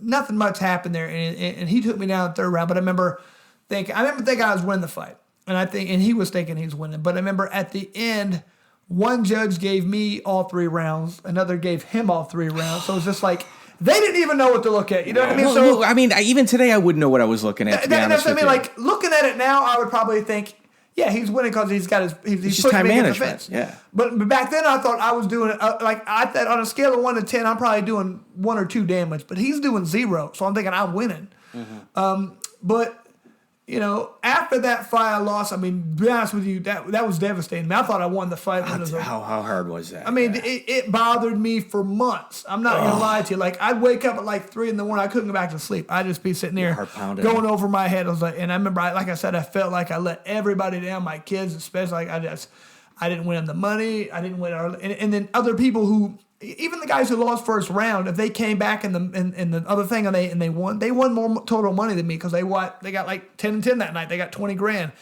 and I was just like, man, I felt like just so disappointed in myself, and everybody's like, this sucks. I don't even want to do this anymore. And then eventually, I remember I started thinking, I was like, man, you have a responsibility. You owe your kids $200,000, $250,000. You got to make this up. Did you have a talk with them about it and stuff? No, not really. I had to talk with my wife, and I remember saying, and that's when they started giving away these bonuses a lot. The fight, fight of the night bonuses. And I was like, man, that's when I decided, this is, I still want to win, but I got to win my way. I'm never going to try and win a decision again, because if you try and win a decision and you don't fight how you should and you lose, you don't feel good in it anyway. At least after that, I did lose some decisions, but I went for it, and I didn't feel as bad. I felt bad for losing, but I was like, hey, I went to knock it out. Put on a good show. I put it out there, and whatever happens, happens. So after that fight, that changed the way I looked at it, and I felt like I got to make my kids this Monday. I got to win some bonuses. And that was my thought. I was like, I'm going to win fight of the night, sub of the night, knock of the night. I'm going for this every single time. And I remember being out there in the back once, and there's a good knockout. And I remember I looked at my corner and I said, "So we going for the sub of the night tonight?" That was a legitimate thought. My game plan. Pete Sell versus Scott Smith was on the undercard of that. Yep. And that was one of the best finishes I've ever seen. No. Yeah, that was the same. When you talk about like the short list of fights that maybe belong, to inducted into the UFC Hall of Fame, that could be on there as well. For sure. And that was a phenomenal lead up. And I remember like when I think it was right before you guys came out. And I'm just like, I was amped for that. That was during the tough final with you and Sarah. You guys were in each other's corners up until that fight, right? Oh yeah. Now, who was in your corners during that fight? Well, you had your own corner. Then we were back at home, Pat so I had McPherson. Pat McPherson, Keith Palmer, and those guys. Okay. So That's a pretty calm corner. Oh yeah, man. I mean, the good thing There's is not a lot of yelling with those two. Before a fight, we were in there and we're like debating politics and doing all kinds of stupid crap. Just like trying to keep my mind off of the fight. We're just talking. Do you take a nap too? Sometimes, Fight day? but we're just like sitting here talking, all kind of having fun and laughing and making fun of each other. We're not, gung ho and yelling and stuff. We're just nice and relaxed and trying to keep yourself from getting that adrenaline going. I was trying to relax. When do you start getting pumped? No matter what you say, it's tough to not get pumped as soon as you walk in the building. As soon as you walk in there, you're like, all right, this is it. This is real. This is happening. And then especially when you're watching some of the other fights, that's the most brutal part. When you're in there and you're watching all these other fights, and you're the last fight of the night, you're like, is your heart going? Yeah, oh yeah. You're just like you're trying to calm it down because that adrenaline starts getting up you here. lose your Because gas. that adrenaline happens, you're done. Yeah. So you gotta manage that. You gotta control it, and that's part of becoming a veteran is knowing how to manage that. How long did it take before you were able to figure that out?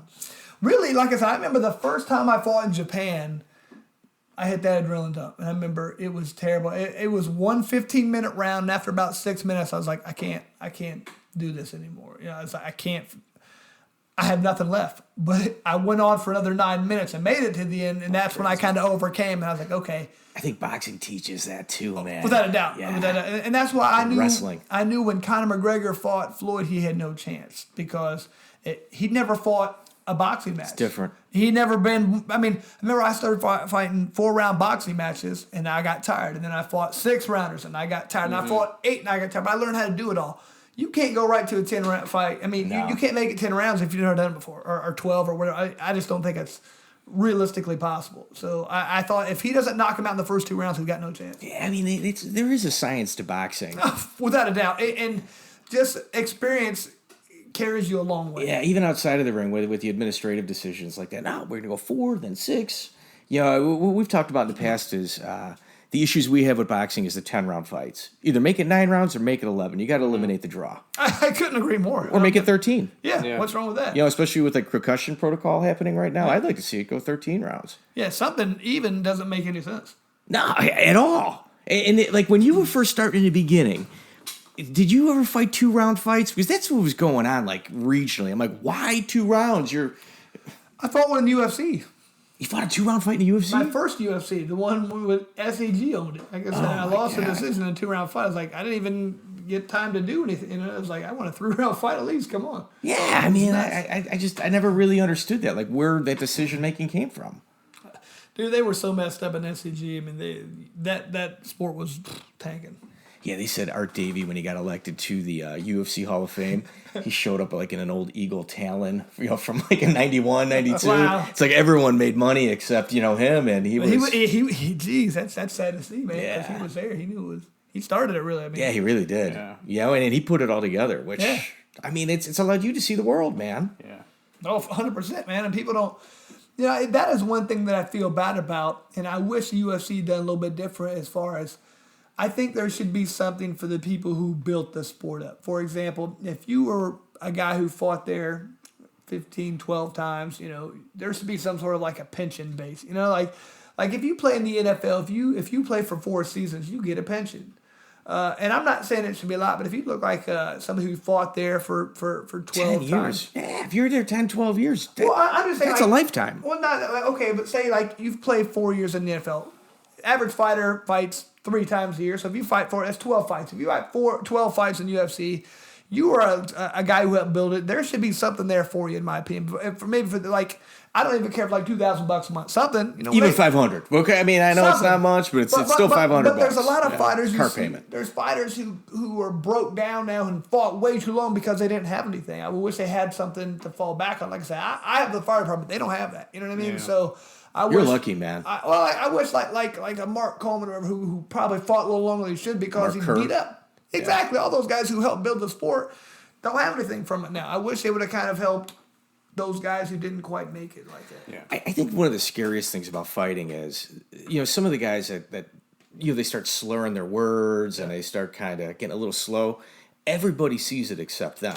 So it's like you think, oh no, even they know that there's some issues here, but they don't. Like they're completely oblivious to it. And that's one of the sacrifices that these guys make for us, for our entertainment. Right. Sure. I mean, and it does kind of bother me when people try and like sue for that type of thing. Because I'm like, man, you can't tell me. I've known this was bad for me. Exactly, I knew it was bad for me the whole time. Am I willing to do that in order to get out in time? I mean, it's tough to get out in time, but that's why I retired early, and that's why I was lucky. I had people like Pat McPherson and Keith Palmer. I remember Keith would always tell me, he's like, Chris, we're not going to drive this car till the wheels fall off. You know what I'm saying? I was like, yeah, I know what you're saying. Yeah, they cared about you, man. Yeah, that's, I mean, it's always, and you listen too, though. I always told them, if you tell me I'm done, I'm done. Because that's how it has to be. What was your motivation?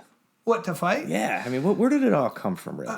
A desire to compete. Just a desire. If you, well, not really compete, but like you get in there and there's nothing like from the wrestling standpoint. It's almost like not an alpha male, but like a primal thing. Where like I'm gonna dominate this other person my size, and I'm another grown man, and I'm gonna overpower. I'm gonna beat this guy and put him on his back. But here it's more, I'm gonna hit this guy. I'm gonna just. There's nothing more pure than I'm gonna be tougher than this guy. Yeah. And when you can go in there, and especially when you can be in there with a really tough, one of the best athletes in the world, you can mentally break them and beat them. I mean, that's a very good feeling, especially as like a goal-oriented person. Oh, when I'm a goal-oriented person, and I know in 3 months this is my goal. This is what I have to do. And I do everything for the next 3 months to build up to that goal that one night and put myself in my peak performance. And I go out there and I beat the best guy in the world.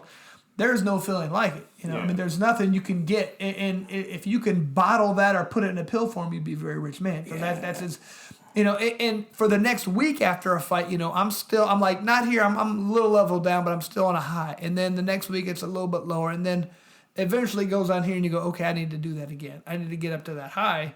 Yeah. And conversely, when you lose, you're really low. I mean, you want a redemption. So a lot of those fighters you see, they keep coming back.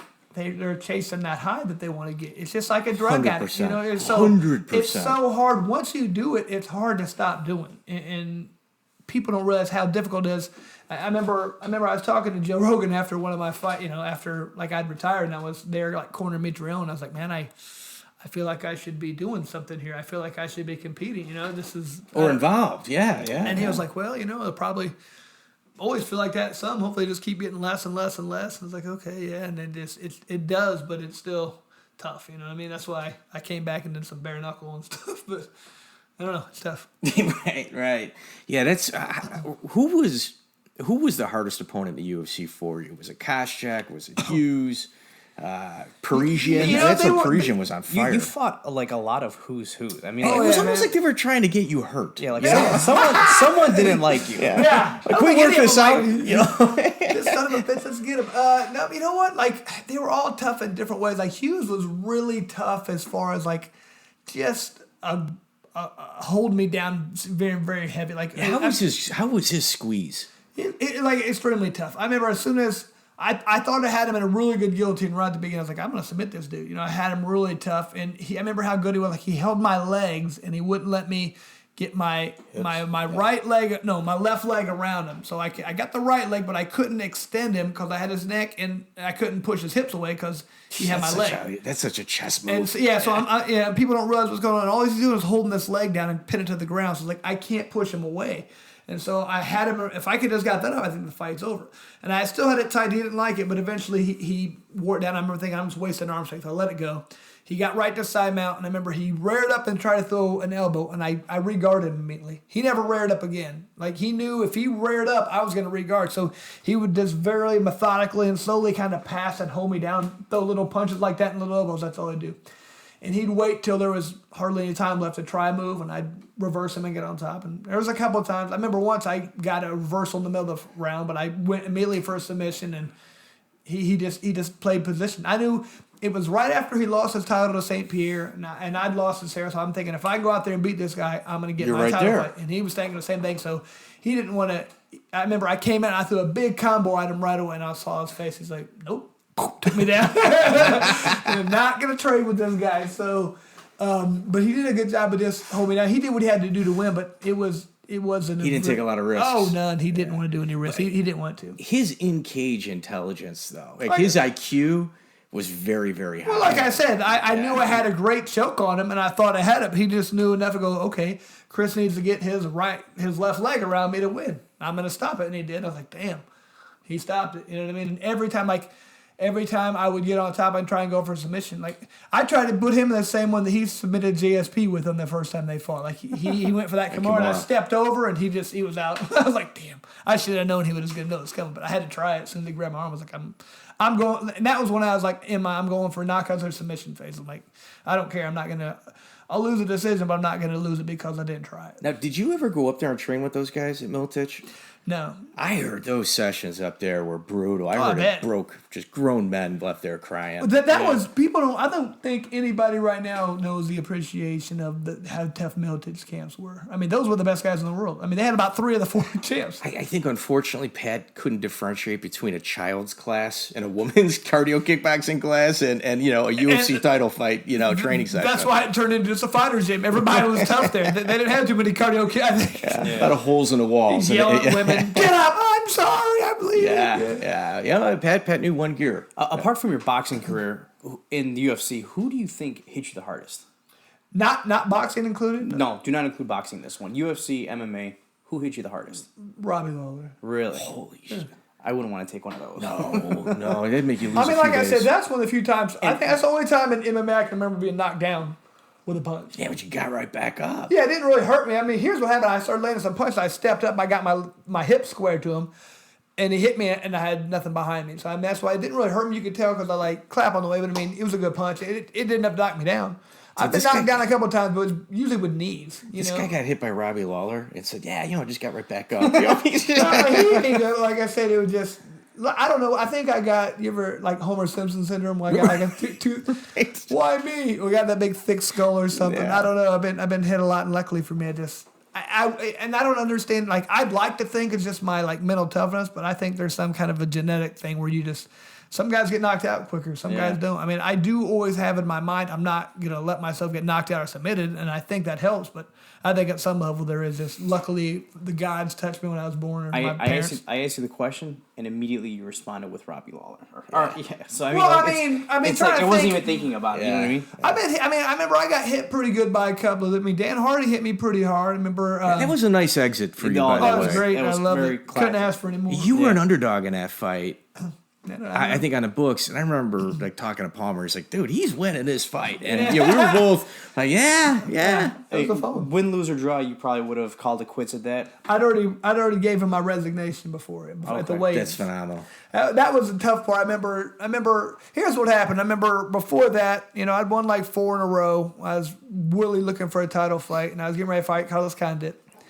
And I remember about a month and a week before, I tore my meniscus. I remember I was thinking, crap. I don't think I've ever told anybody this story, really, because I don't like to make excuses for stuff. But anyway. Sure.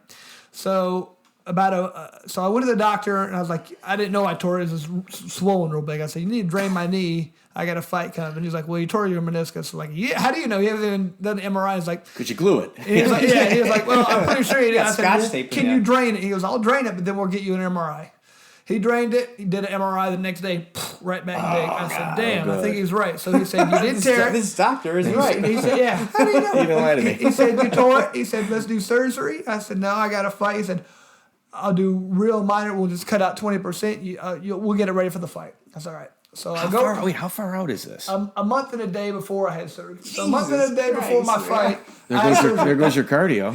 No, so I woke up and they go, we had to take the whole thing out. I was like, yeah, I thought you needed meniscus. So apparently they're like tonsils. They're just useless. I don't know what they're doing. So on my right knee, no meniscus. No, it's my left knee. But anyway, so I was like, all right, still fighting Carlos. And I was like, okay. Which is, he was but I'm like, murderer. It's a stand-up fight. He doesn't try to take anybody down. So I'm like, we're just going to stand and bang. He kicks to the body a lot, dude. Yep. He murders your... so I'm like, this is going to be a good fight. And it's a fight I'd already supposed to have before, but I had blew my ACL. So I was like, I really wanted this fight. So I was like, all right. And I thought whoever won this fight is probably getting a title fight. So I was like, all right, I'm in. I'm sorry. I take it kind of didn't know about your surgery then, right? I didn't tell anybody. I didn't tell UFC. I didn't tell anybody. I didn't tell anybody. So then, I come back to the gym. I have to take another week off and not really do anything. So about Did you just do upper body then, or I would you just do lifting. I couldn't run, couldn't do anything. So 3 weeks out from the fight, I go back to the gym and I start doing like real light stand up stuff. And about 2 weeks out, I start doing more stand up. And then about a little over a week before I left, they go, Chris, I got a phone call from Joe Silva. I was like, oh shit. Like Carlos hurt his knee, he's out. So I get my show money, right? And I was just like, and they're like, we got another opponent for you. And I was like, all right, a pure wrestler, just a wrestler. And I was just like, and I hadn't done 1 minute of ground. They wouldn't give you an option?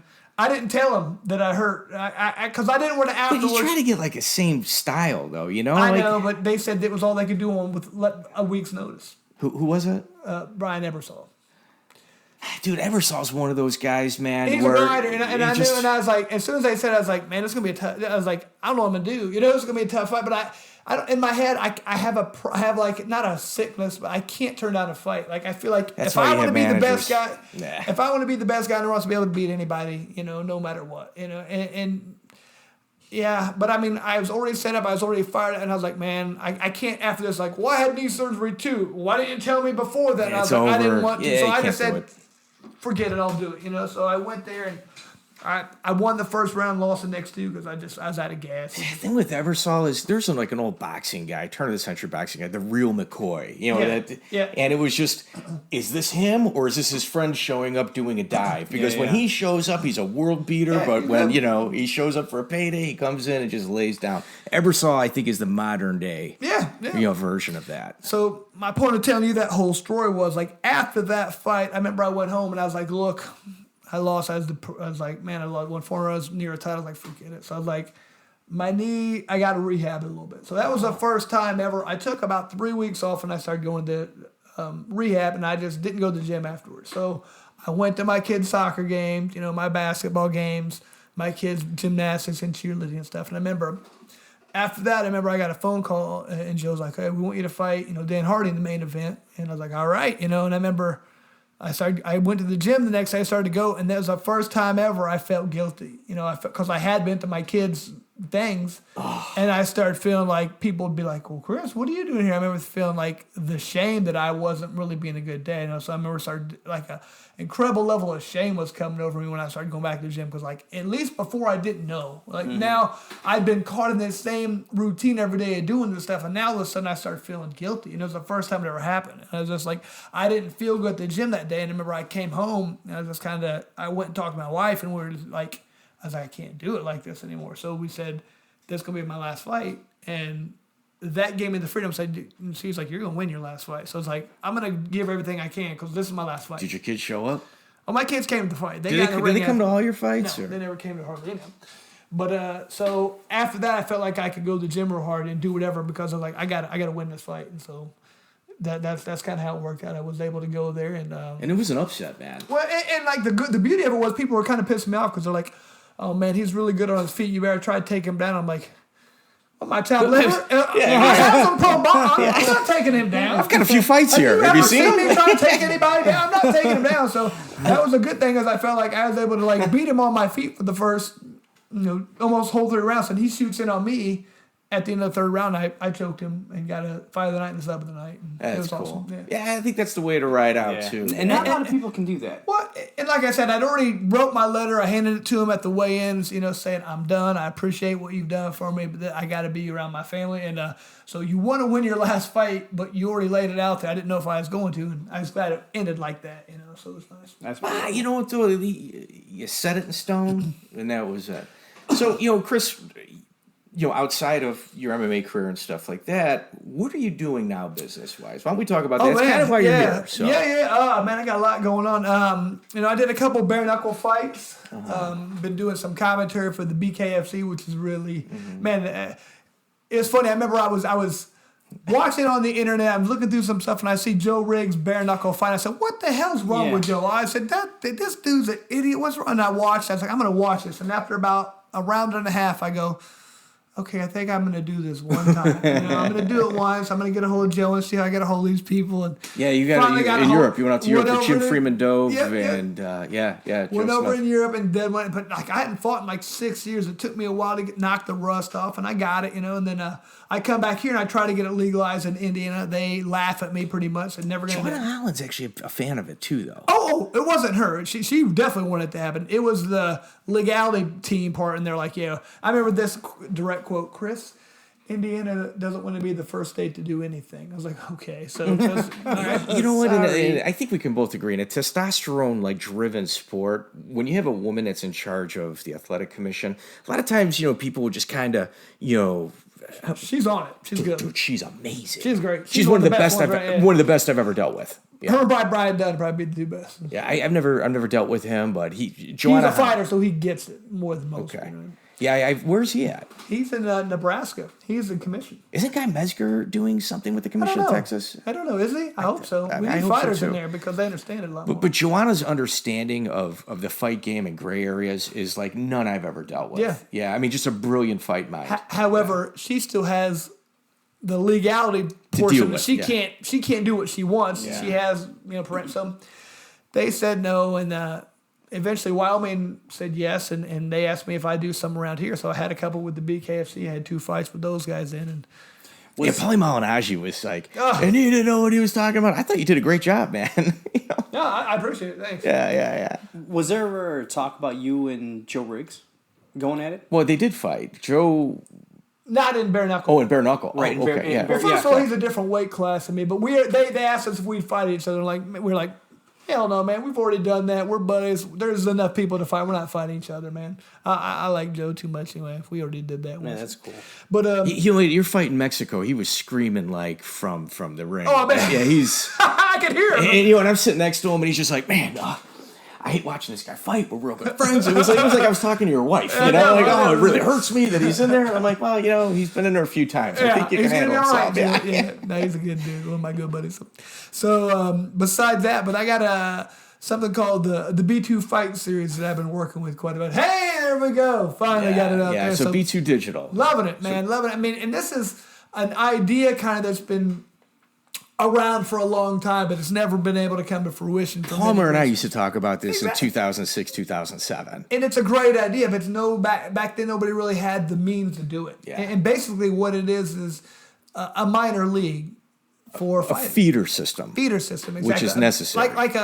Like in baseball, you got the single A, double A, triple A. This is all 3 of those in one for baseball, but this is for fighting. Well, I think the problem on a regional scene is that there's an audience there, but it's a set audience. It's not like the local regional shows getting 15, 20,000 people there. They're getting 2,000 people if they're lucky. Oh, yeah. So the fights that people need in order to prove that they belong in the next level, they're not affordable. Mm-hmm. And they're not. They're not affordable, and it's necessary to have. Like if you look at the business model, it's certainly something I believe in.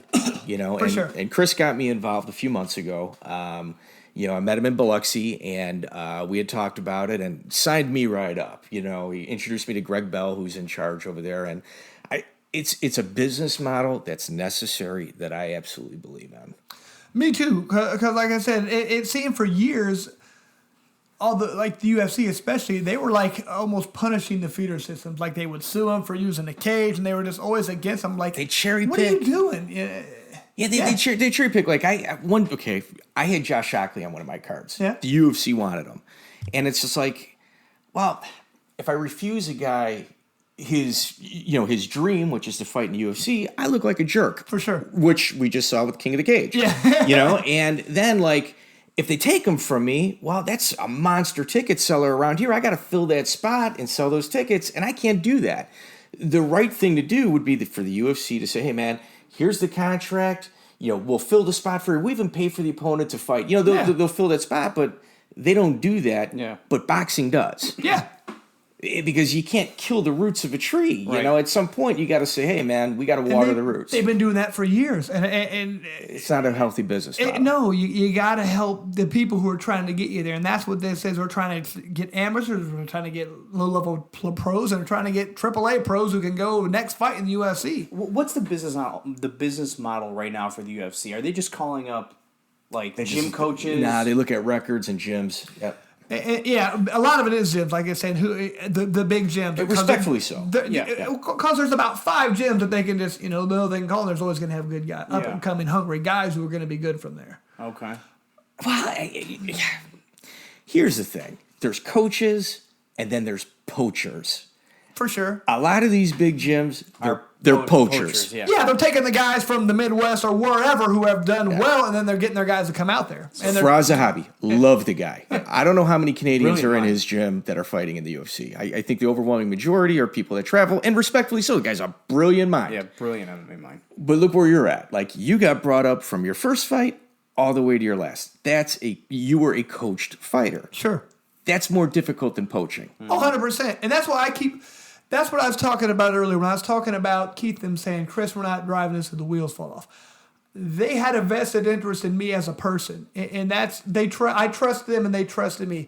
If you're poaching somebody, you're there Money. just money, and you have to know that if you're willing to go to wherever, if you're out looking for the magic bullet because I lost here, I'm going to go to this other trainer. You're not their guy. They didn't bring you up. You're a paycheck to them. You're a dollar sign. Yeah. So they don't care about you. I hate to be honest with you, but that's a reality situation. Well, So look, Jackson's has been running into that a lot with Cerrone and Diego Sanchez lately. I mean, exactly. They're both of them. But then look at like the next, like Colby Covington's fighting Robbie Lawler with the American top team. They're both at the same gym. Yeah. You know, and Masvidal's right there too. You know, Yeah. it's like those 3 guys right there all in the same gym, and it's like.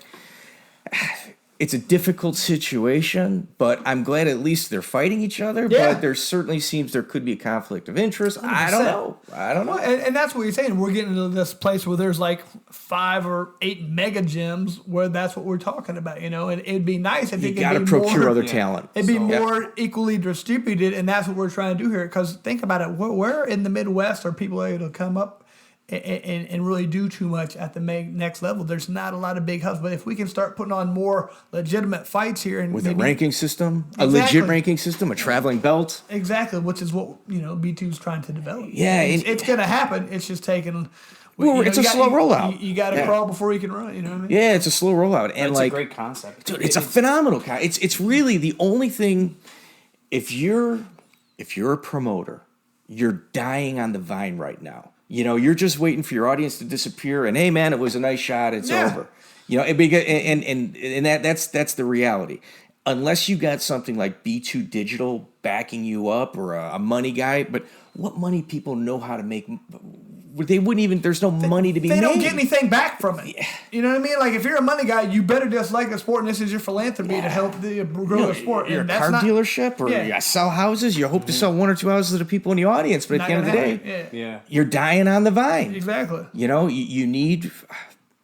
It's like when you bundle everybody up, which is what's happening, and the promoters start working to one another, and they respect territories and make the proper matchups.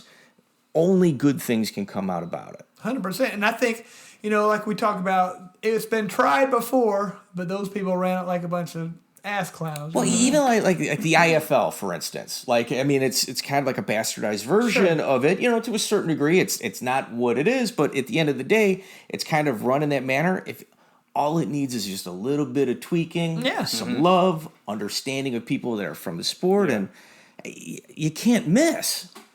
I think so. Or else I wouldn't be involved doing all this. I mean, right now we're doing not as much in the summer, just kind of setting stuff up. But come the fall, there's every weekend there's fights. Every weekend there's fights. In different states. We got about 10 different states we're doing fights in now, and we're trying to get the best fighters from these different states. It's fantastic. Yeah. I'm sorry, could you explain what B2... We talked about it a while, but you haven't exactly explained what it is. Can you explain what Sure, B2 sure. is? Okay, B2 is basically, you can say Greg Bell has the B2 Digital, it's got the B2 Fight Series, and what we've done, or what he's done, is he's bought up Coliseum Combat. He's bought up 3 different promotions Hard in Rock, different areas. myself, Yes. Pinnacle. Do we make the announcement? Yeah, Pinnacle Combat from Iowa is on board. Yep. So we've Harry got Maglaris. 4 different organizations, and they're all going into different states, trying to get the best fighters from all these different places. And what we want to do is, at least once a year, bring them all together and have from the rankings from all these different organizations and have the top guys fight. And we want those top guys to go to the next level. That's kind of the goal right there. So we want all these fighters from all these Midwest states to know, hey, if you want to get to the next level, this is the way to do it right here. And you can be an amateur, and once you do good enough, you're going to go pro. And once you become pro, you got to get in the ranking system. And then once you become one of the top 2 guys ranked, we're going to give you the opportunity to make it to the next level. Well, here's the thing. Fighters are not very organized people. Terrible. They're terrible. Right. So, gym guys are not, they're not good either. No, right. Yeah. So like when we do something like this, you got to have an order, and you got to be organized, and you got to have a direction. When you do a cage fight, you've got a bout order, and you also have to tell a story. Well, when you want to get somebody to the next level, where it's Bellator, ONE FC, UFC, when you want to get somebody there has to be discipline as well in regards to like coaching and where they fight and why they fight.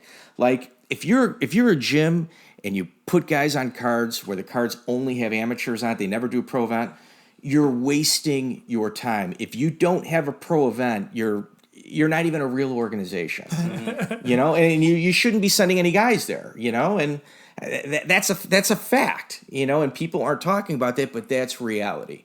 And when everybody gets on the same page and they have like a vision and understanding, well, here is your pathway, here it is, it's all laid out. All you got to do is just get ready this day, and you're gone. Yeah, Why would you say no to that? I mean, people don't realize. I remember after you fight in the UFC for so long, it's like it's set up and it's organized and it's structured. All that's done for you. You don't even need a manager once you get to the UFC. No, but I mean, because they tell you who you're going to fight. I forget, going back earlier, that wasn't the way it was coming up. It was way different. So it's still, I don't want to say the wild, wild west, but it's still just different out there. It's like... It's evolving. Yeah, but you don't really know. Makes it so much easier for people. Like I said, this is your path right here. You can, start right here and end here and then go to the next level. This is everything you need, right? This is single A, double A, triple A. This is all of it right here if you need it. On the same card. Yeah, on the same card. Yeah, your main event. And you know what? That's significant. So... I believe, having talked, the thing that I really like about Greg is that he listens. Initially you might go, well, let me think about it. He spends the night, he calls me up the next day. Yeah, I think it's a sound idea. So we're dealing with somebody that's a money guy on the money side that's willing to listen to some fight guys and have a fundamental understanding of, all right, well, this is the idea in order to get here. And he's just like, yeah, okay. Well, the beauty of it, like you said, not only is he a money guy, but this is a thing that could come because this is a publicly traded stock. Yes, I think a lot of people realize that. It's BTDG. It's a penny stock right now. Yeah, but I mean, still, that money is being raised through that to pay for a lot of this. You know what I mean? Yeah. So it's a great thing when I really look for that to go up because I think people are gonna. I think as soon as the pieces are being put in place right now. It hasn't even been released. Everyone's legit that's involved. Exactly. So I think this is going to do some great things. I mean, I'm excited for it. And I like I said, you don't want somebody who's going to keep throwing money at this. But when you get something like, with the stock market behind it and you can raise money that way, that's something that could really turn this into something big. There's a lot of people that believe in it. And I'm one of them, Yeah, as well as I. And it's like, I've got a few cousins that, play the stocks, and they don't understand the fight game. But, like, when I brought them through it, they're just looking at me going, oh, that's a good idea. Yeah, exactly. I'm like, I mean, it's going to work. Yeah, It's going to, I believe in it. It's going to work. So, I mean, not to rewind, but, like, with your family and stuff like that, obviously, I mean, you love your children. Sure. Did you guys ever have like a little round table in regards to their thoughts about your fighting, or? The weirdest part was when I did retire, because I retire and then I start, okay, I'm back, I'm here.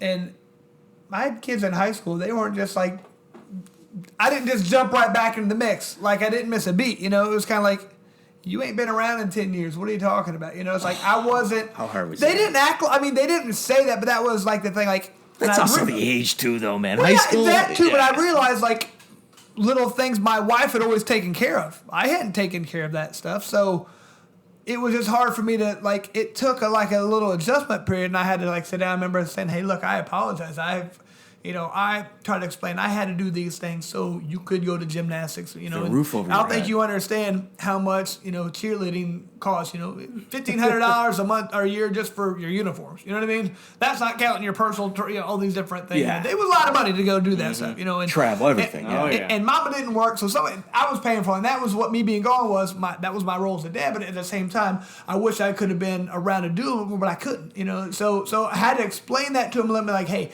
I'm going to be here, and I'm not going to try and micromanage or tell you what I'll do, but I'm here to be back in part of your life. And that took a little more. It wasn't like I'm used to them being little kids and being a part of that life, and then all of a sudden they have a different life, and I wasn't the bigger part of it as I thought I was. You know what I mean? It was Look what you're comparing yourself to. You're comparing yourself to your wife that was there full time, and that job, a stay-at-home mom, is, I think, one of the most difficult things a human being can do. It's much harder than whatever it is anyone in this room has done. A stay-at-home mom is incredibly important. to be good at it, you're right. Yeah. And what you're saying is true. However, that didn't help how I was feeling afterwards, knowing that seeing the truth. Won, kids. Seeing the truth is how that I wasn't as part.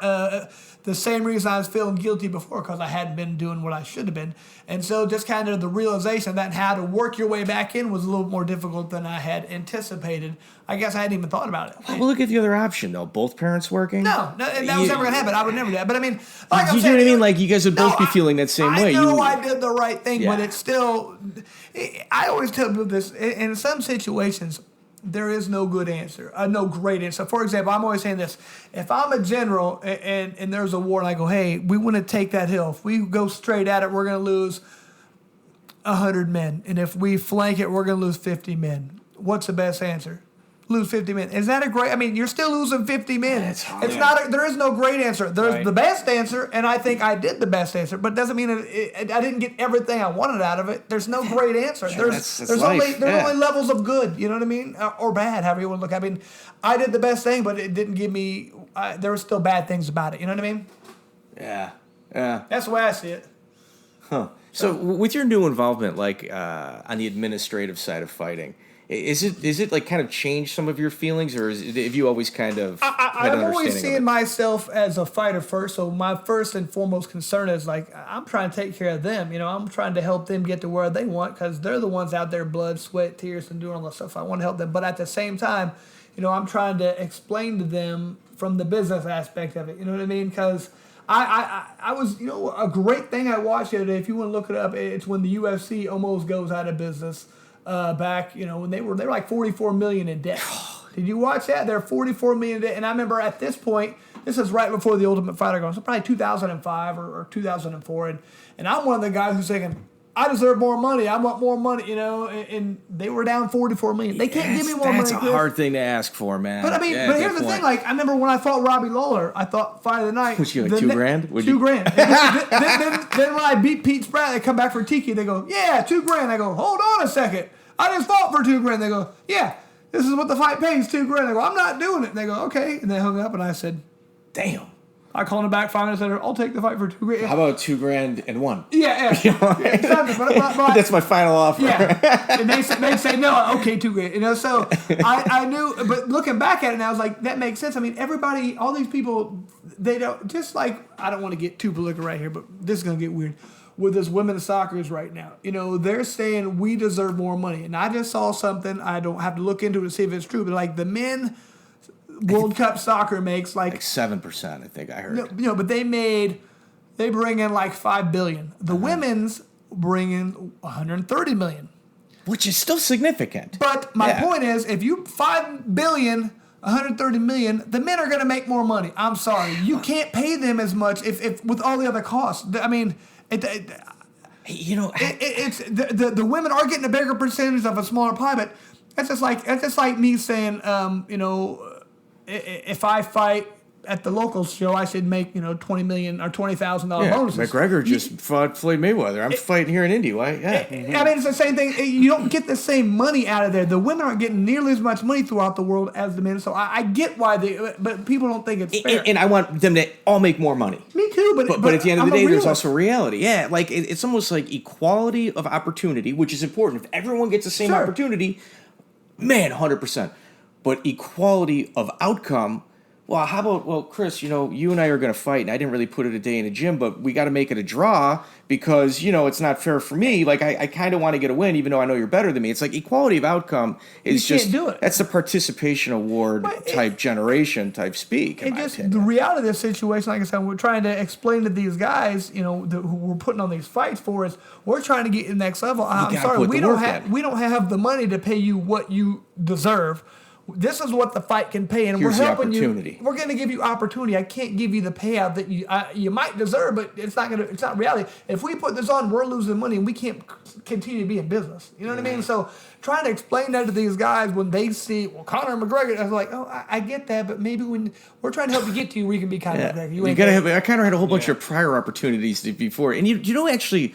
I know we're almost at the 2-hour mark, but the one coach that I have seen consistently that like beats into his fighters, you're going to argue over $250 when as long as you get this and 2 other wins, you can get to the big show. Like this isn't like something. This isn't the hill you want to die on. And Duke Rufus is one of those guys that really understands the sports from multiple angles. Like I don't deal with him often, but the few times I have, it's just.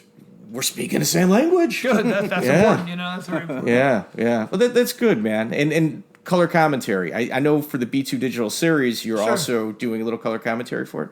Yeah, whenever I can. I mean, I like to get in there and talk. Just kind of break down what's going on with the fighters. I know a lot of the fighters like to hear from somebody who's fought, at the next level, and I fought in the UFC 20 times, so. Usually I like to hear what I have to say. You know a little bit then, I like to think so. I mean, I've been hit a few times, but I haven't forgot that much. So I like to kind of break down what they're doing. Anytime I get in there and talk, I love it. Indianapolis has got kind of like a crazy scene. Like it's not a real big city, but look at you got you got Godsey, you got Jake O'Brien, you got Matt Mitrione. Yeah. Like there's like a consortium of talent there.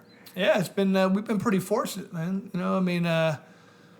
Just like we got a boxer right now named Frank Martin, National Golden Glove champ. I think he's 9-0. He's probably going to be a world champ at some point. Wow. So Layman Brewster, I was talking about earlier, knocked out Klitschko, former world champ. He comes to our gym. I mean, we got a lot of tough people out there. Yeah, Carlos Diaz has got a gym in Indianapolis too. Yeah. Like there's some talent there, man. Yeah. For like you said, I mean, we're nothing in. Compared to Chicago, how big you New guys York, are. California, Florida, you guys are just a smaller Midwest city.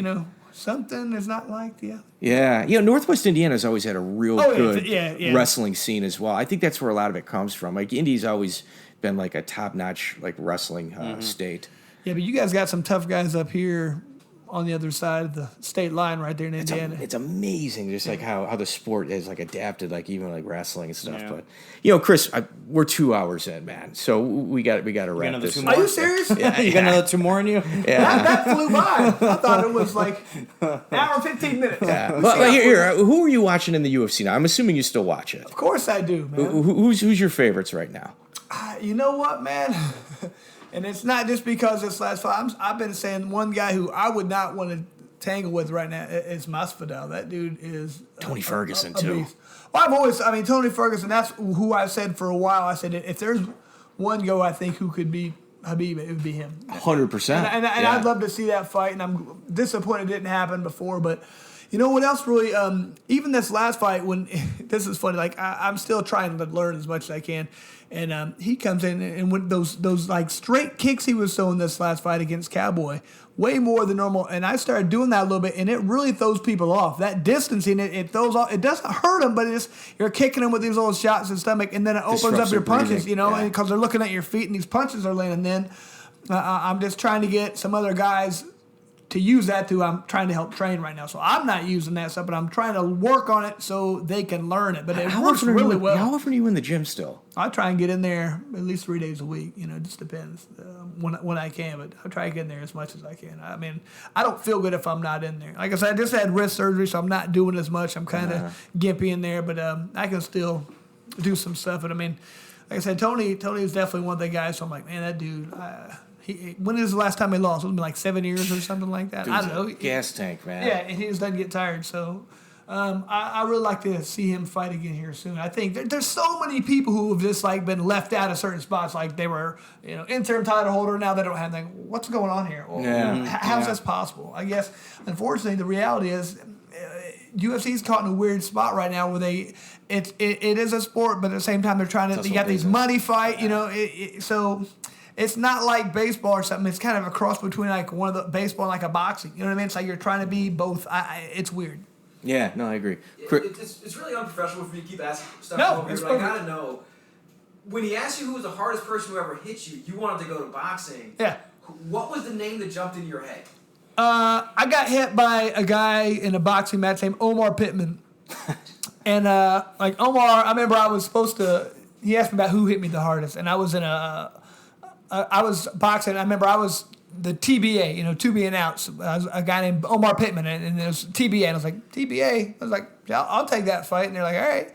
And he was a guy from Philadelphia. He's a tough kid from Philly Philadelphia. show. You think you're swarming them, and then they just unload. And I was like, okay. And it was like in some casino, and like right in the Indiana-Cincinnati border right there. So I was like, okay, I'll take this fight.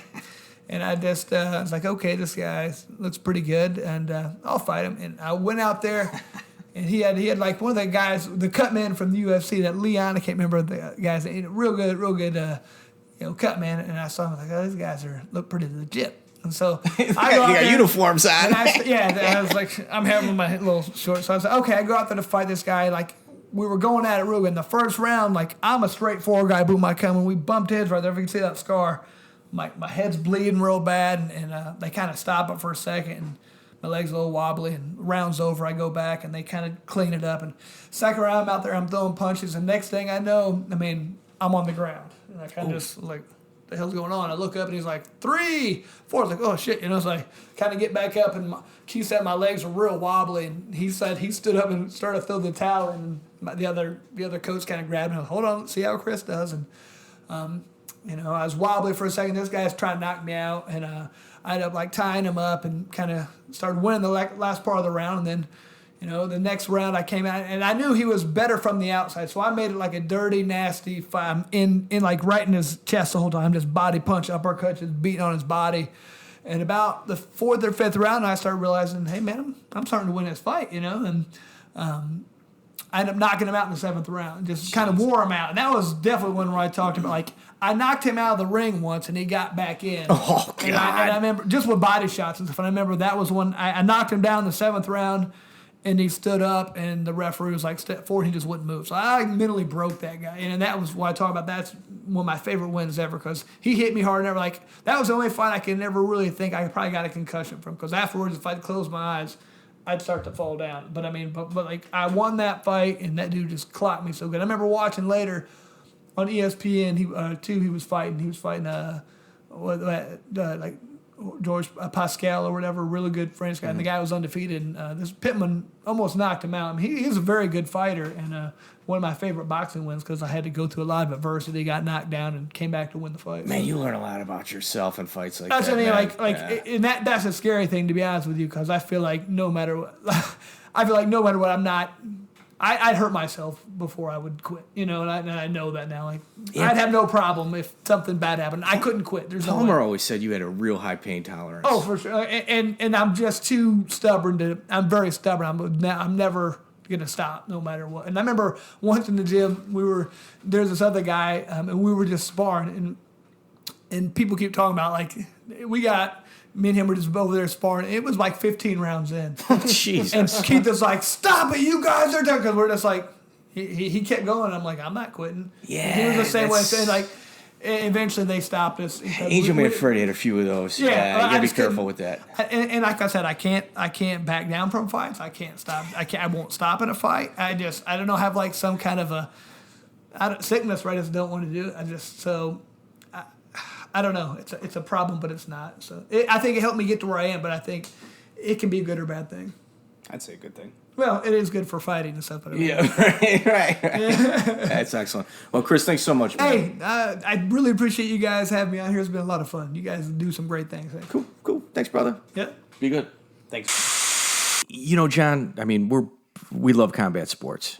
A little bit. A little bit, right? And when you got a guy that's an MMA guy, and and I know Chris, I've known him for years, but I don't know him like to really great depths. Mm-hmm. It's just passing. We always make sure we say hi. It's just one of those camaraderie things. The guy mentioned Jirov and Tony. I almost jumped out of my chair. Oh, man. yeah, I had to hold you back. Oh. I'm like, here we go. Here's a trigger word. From Yeah, Mike. right. A Mike Davis trigger word. I'm telling you guys, if you guys want to see a boxing match that the commentary is a must listen, it's that fight. Like Yeah. it's spectacular. And like another thing that I really like doing is kind of going down memory lane. We talked about Randy Greenman and the RSF and what happened to him, and a lot on TUF. a lot on TUF, the UFC, what it was like, going through it. He's a family guy, man. Yeah, I was just about to say that. Like, I don't think there's a guy that I can recall in an MMA history, or maybe even combat sports history. Well, that might be a big pool. Yeah. But Chris does a really good job of managing life and work. And recognizing, where he could do better. Yeah. Like that competitiveness. It's not just in the cage. It's, well, I did that real good in the cage, but then I didn't do this that well, and I could have done that better. It's like you can only have so many hours in a day to do so much, you know? Super interesting guy. I mean, he's got an incredible career. 20 fights in the UFC. And he's a tenured guy, man. I mean, he's been, what do you say this first UFC was? UFC 40-something? 47, I think, yeah. Crazy, man. It's crazy. It's unreal. Or 43. Yeah, 43. Yeah, He was there. I mean, he was there like during the heyday. Yeah, during the heyday, man. And it was really both regimes. You know what? Did he fight under Ari Emanuel? No, he didn't. I don't think so. No, he retired. He almost he almost made all three. I wonder if there's any fighters that exist that have fought for all three companies. Yeah. Who? Robbie Lawler. Oh my God, dude, you're right. Yeah, Robbie Lawler. So, I mean, Robbie Lawler, a walking Hall of Famer. Walking first ballot Hall of Famer. He might be the only one. He is the only one. He's the only one. So, that'll be another, I mean... Dude, that's an MMA trivia question that no one is even talking about. Probably not.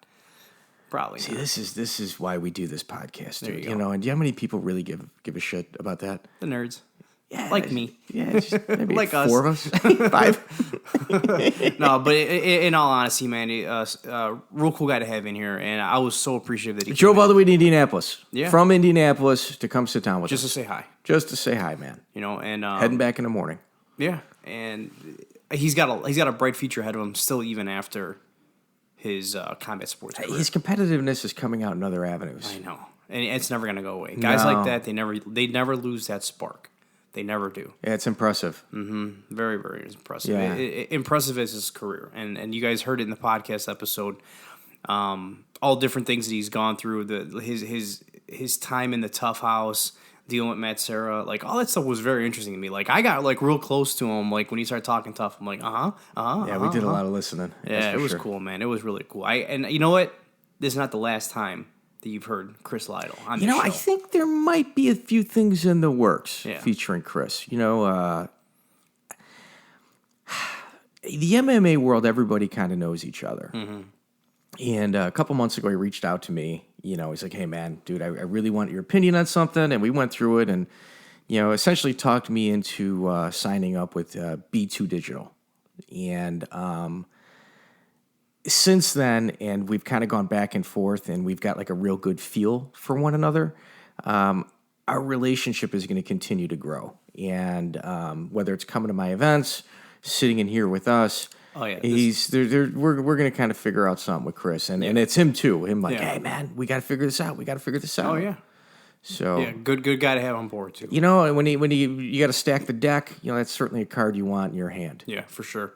So for sure. Yeah, we got a couple other big interviews. September is going to be a big month for us. Yeah. And it's coming soon, man. It's coming. It's right around the corner. Yeah. So thanks for joining us, guys. Please hit like, share, subscribe. Tell your friends. Anything you guys can do to help us out, we sincerely appreciate it. We definitely do. Thanks, guys, for listening. Absolutely. See you on the next one. Yep.